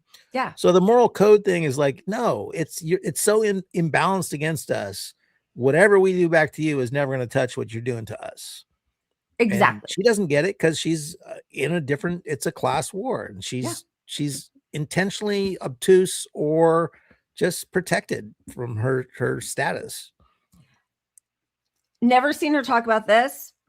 Never seen her talk about, I mean, this was Time magazine, which has moved further and further right. But like 2020, the top 1% of Americans have stolen $50 trillion from the bottom 90%. Now they're worried about the pitchforks that's made the US less secure. But like that part of it is the fact, right? The K-shaped economy that we always hear about, the Dow average that they always talk about, or what was the hit 50? Remember when she's being asked about whatever, it doesn't even matter. But like, that's what they always talk about. The stock market, that's rich people feelings and rich people wealth. And then, this K thing describes their audience very well. Yep. Because if you watch CNN, you watch MSNBC, their ads are medicines for old people, wealthy people who can afford them and have good coverage. Yep. Right. Not young people, because we don't have that coverage. We can't buy that medicine. It's not us. Yep. And then the private jet fucking ads are on all the goddamn time on these shows. And that's like the sliver of people at the top that are using private jets. But it's taking up commercial air time. At least every 2 cycles of advertisements, there'll be a fucking commercial jet ad on these shows. Yeah, they are so out of touch. And I know that, it's a long history of when workers do go on strike, that everybody blames the worker for the inconvenience, right? The striking workers. How are people going to get presents at Christmas if you all go on strike? Don't you feel bad about your patients in the hospital, the kids that you're supposed to be teaching? They always blame they always punch down, right? Like that is the whole thing. But like the way that now the media is blaming voters and people who think that this is, that was a false flag, or that they don't trust CNN and MSNBC after everything that's been revealed about who they are, and they blame us. That to me feels like it really ramped up in 2016.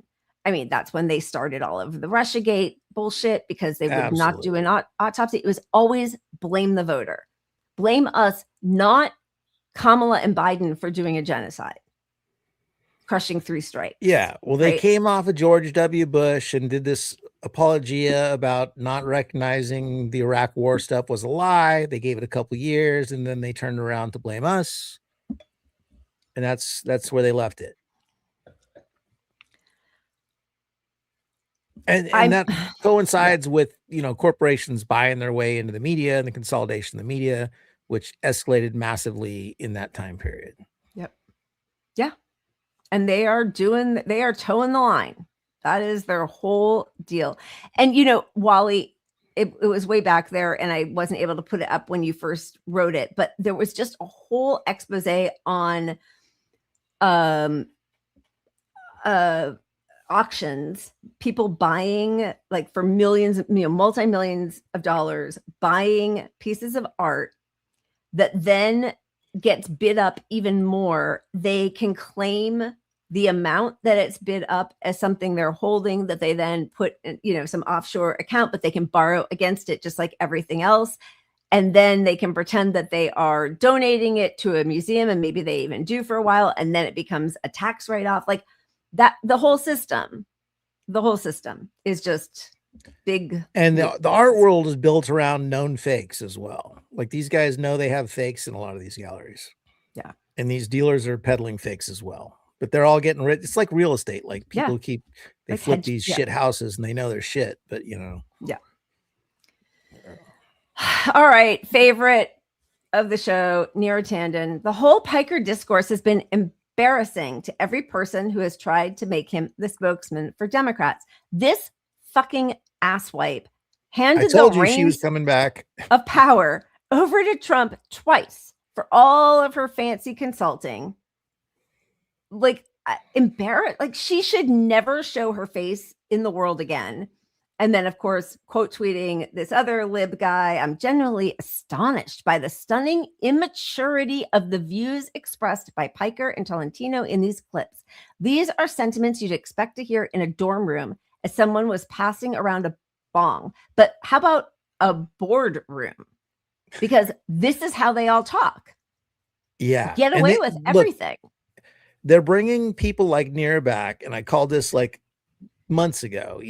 Pat, you were they are there. That's all I wanted to hear. They're there to scold the youth, like the veteran strategists know better than us. And the audience of these shows are used to Neera. Young people don't know who she is, but their audience is all old people now. Yeah.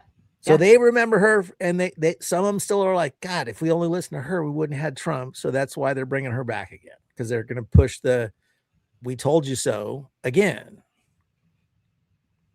I mean, we're getting all of that when they're like, oh, all you, uncommitted Arabs in Michigan who wouldn't vote for Kamala, you happy now? Now, Lebanon is also getting bombed. You happy now? Like, that's the response when we know that Kamala was talking about having the most lethal army and said that the biggest threat was Iran. And who knew? Maybe we're going to have to do like nuclear was not off the table with Biden Harris. So acting like she would have been some stalwart, like she would have fought against the deep state and Netanyahu. Well, and she pulled the same thing that you were just talking about when it comes to healthcare. She said, well, we should have Bernie's sort of healthcare in theory, but like we gotta respect all the black call center workers that do claims.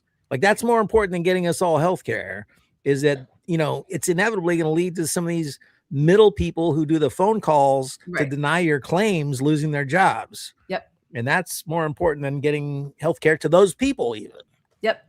And meanwhile, Bernie was like, no, that's actually a lie. In my Medicare for All plan, they would be repositioned because there's still things that are going to have to happen. Like there still is paperwork. It's just a different kind of paperwork and administrative duties, right? Like, and meanwhile, like everybody's getting fired now because of AI, which happened completely against the will of the whole public.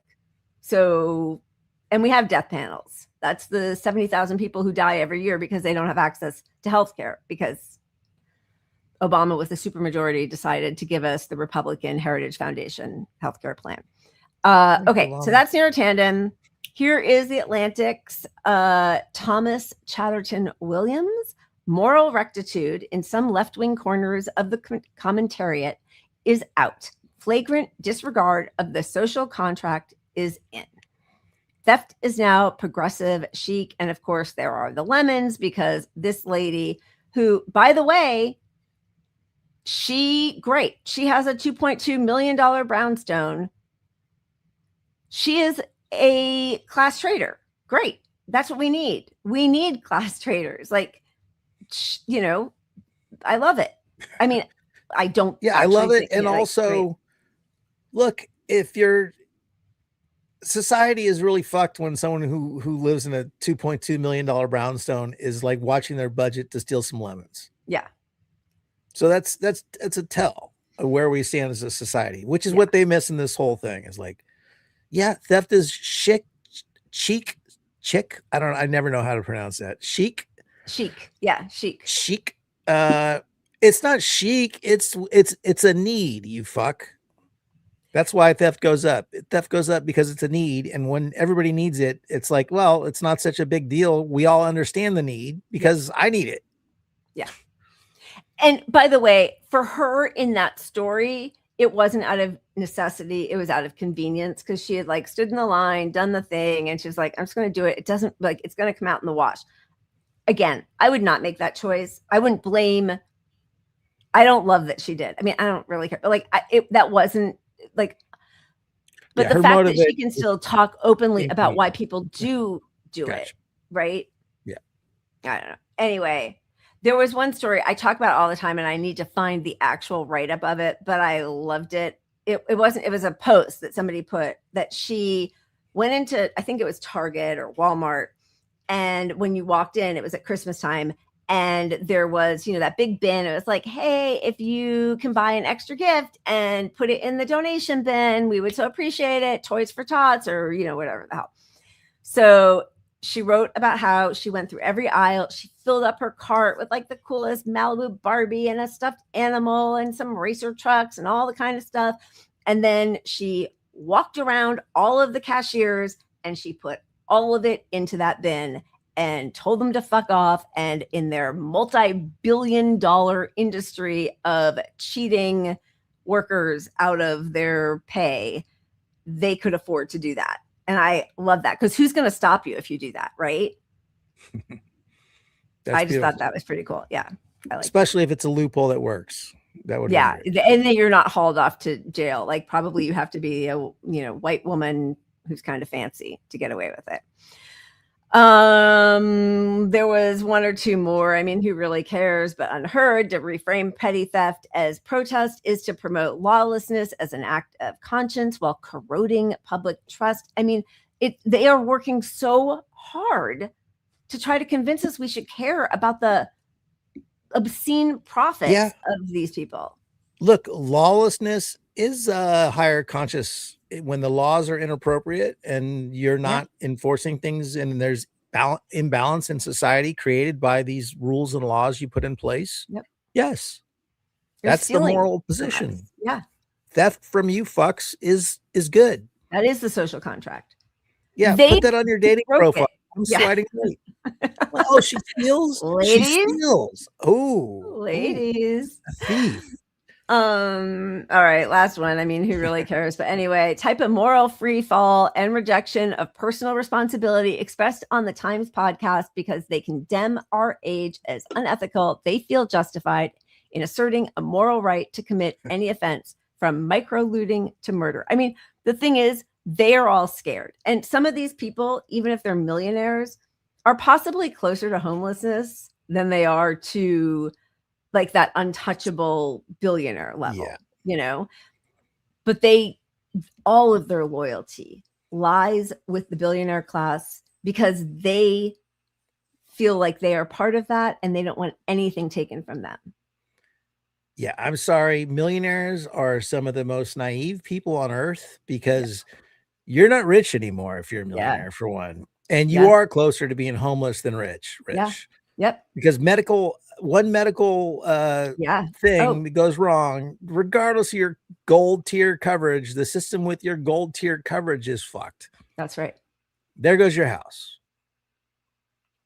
There goes your house. And that's actually the plan now. People, as they're entering, you know, older age, they are having to pay astronomical fees for home health care. So they might think that they're protected, but like, there goes your house. How are you going to pay now for residential living or assisted living?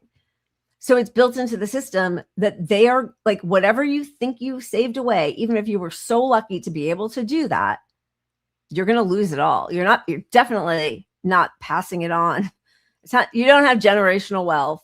Maybe you'll get away with it, but nobody else, like they are going to suck all of us dry. Yeah.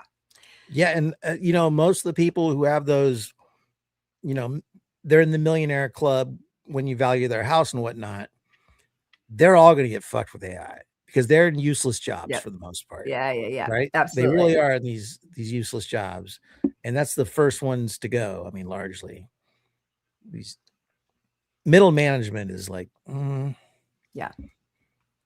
No, right now that is, that's the cohort that is being hit the hardest, and actually having skills like plumbing or construction, you know, those are much more difficult to replace than you can't get robots to do these things yet. Right. You know, that's what it comes down to. But somebody whose whole job is like sort of looking at the situation and analyzing things, and then you know, project manager, you don't need a project manager anymore. You know, that's like, it's not a thing that can't be done better with AI, or, you know, it can be done better by a human, but that's the first cut, because you're making a lot of money. That's how you bought your house. And they think, well, this thing can do it half as good for no money. I mean, all right, because I don't want to leave it to chance, I am gonna refill my glass and then show this comedian who it's appropriate to this segment, but also it will possibly, well, I think we'll get hit. I don't think that we will get blacked out, but anyway, fair use. Yeah, I mean, give that a shot. So this is Marie Faustine on the self-checkout line. I love watching your TikTok, which is next level. Clearly that's expressed by my 13-year-old son. No! God, please, no! No!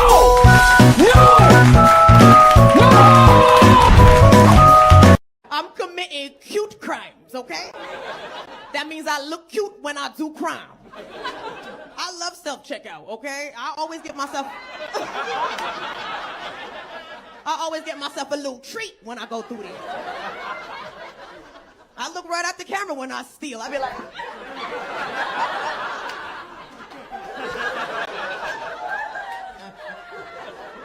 are y'all paying for stuff at Target?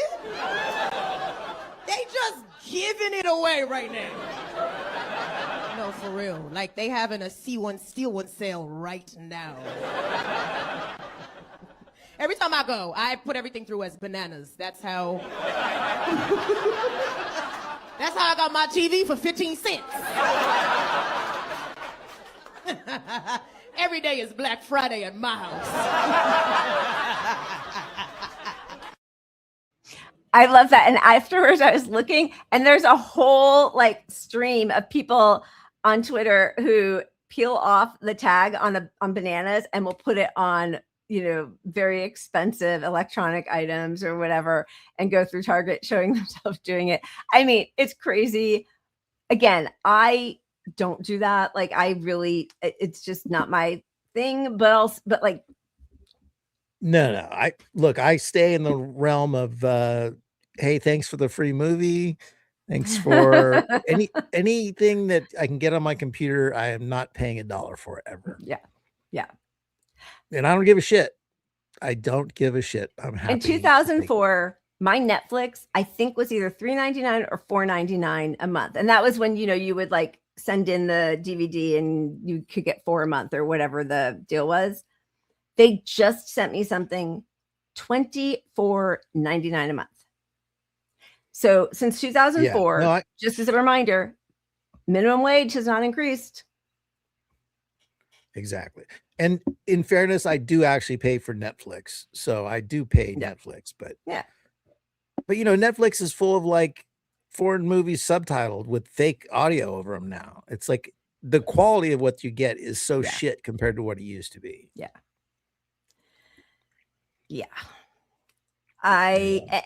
Listen, I mean, there are so many, like, this is what Amazon is doing. They are stealing from all of us. Like, this is the business model, and they all know it, and they are applauded for it. We know that. Exactly. So, like, the social contract thing, that was dissolved decades ago. That just does not exist. In a press release titled Naming Names, Rob Bonta secured a largely unredacted copy of the preliminary injunction.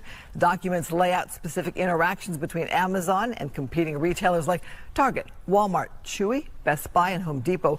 One example alleges Amazon sent Levi's links to pants priced lower on Walmart's site, saying it, quote, hoped these can get resolved over the next few days.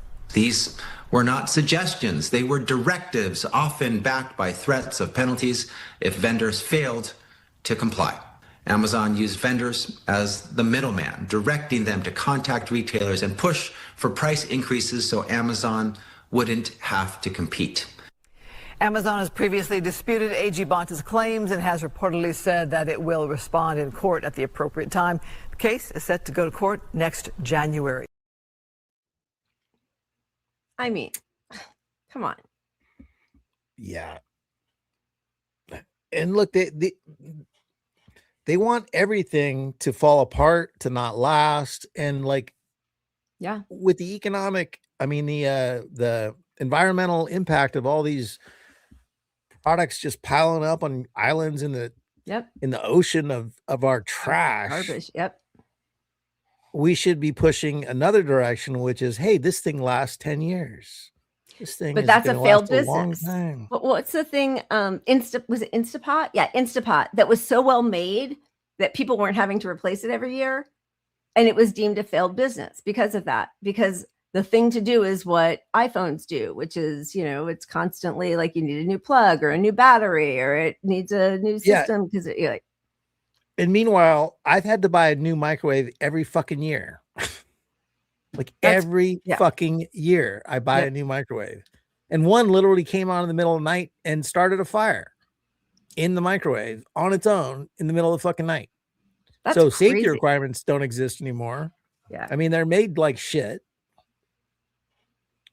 All of it. I mean, listen, we moved in here 10 years ago. All the appliances were new. We've already had to get a new microwave, a new refrigerator, a new washer dryer. It's like, and these are, the energy efficient, whatever. Yeah. And this is in California, allegedly the most inspected, because we're over lawyered and over lefty and protected. We've got Gavin Newsom there. So it's worse everywhere else. I mean, it is actually worse everywhere else, but that's how bad it is here. Yeah. All right. Joy? Was that Joy? Did we bring the joy today? Did we bring it? Is there anything else you want to make sure that we get to before we say goodbye? I don't know. For no reason, I feel like I want to show the all billionaires are bad channel pour video. Do it. Good. It's I want to see it.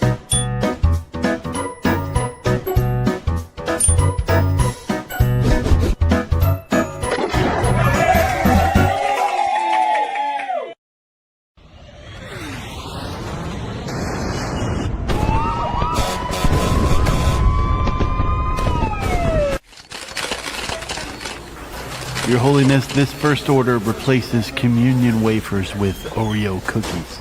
Chocolate? Jesus. I like it. They say I'm woke now. This order replaces sacramental wine with Diet Coke. Nobody should leave church thirsty. I've been saying this for years. This decree relocates the Holy See to Mar-a-Lago. It's a much better property.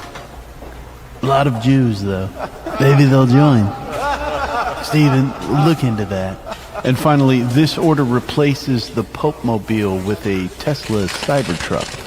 Can it use oil? We love oil. The vehicle is being referred to as the Cyber Pope. Cyber Pope. Ooh, I like that. Cyber Pope. Not all of it, Stephen. Leave some for me.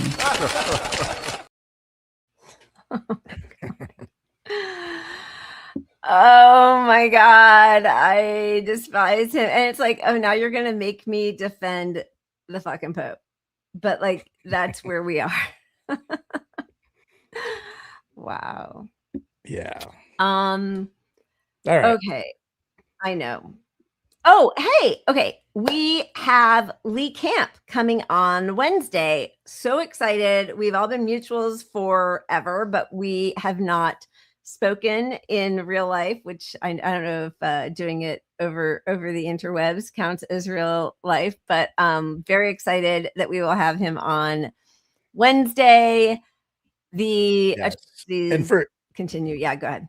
For anyone younger who might have missed what he used to have he's still podcasting. He's great. He's phenomenal. But he was on RT network with Redacted Tonight, which had great. It was like Jon Stewart, but like left of Jon Stewart. The real left. Great, phenomenal. Yeah. And he got really deplatformed by RT and that whole merger, as well as just for being a leftist. And he's phenomenal. I love how he mixes humor with politics. And he's amazing. Great. Yeah. So we're really excited about that. And we didn't talk about Israel or Iran or Lebanon today. But it's nothing good is coming out of there. And there is another global Samud flotilla that is heading that way.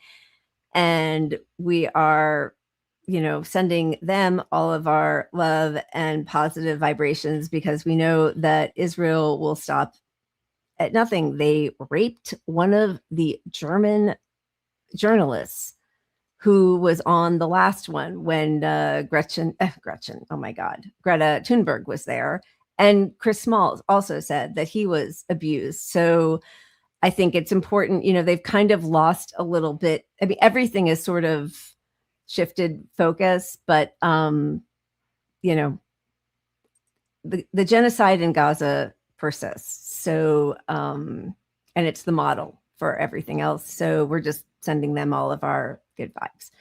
We love you guys. Thank you for being here with us. Keep punching up.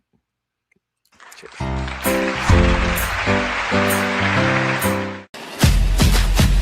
If they won't hear the children's cries, then shake the streets and flood the skies.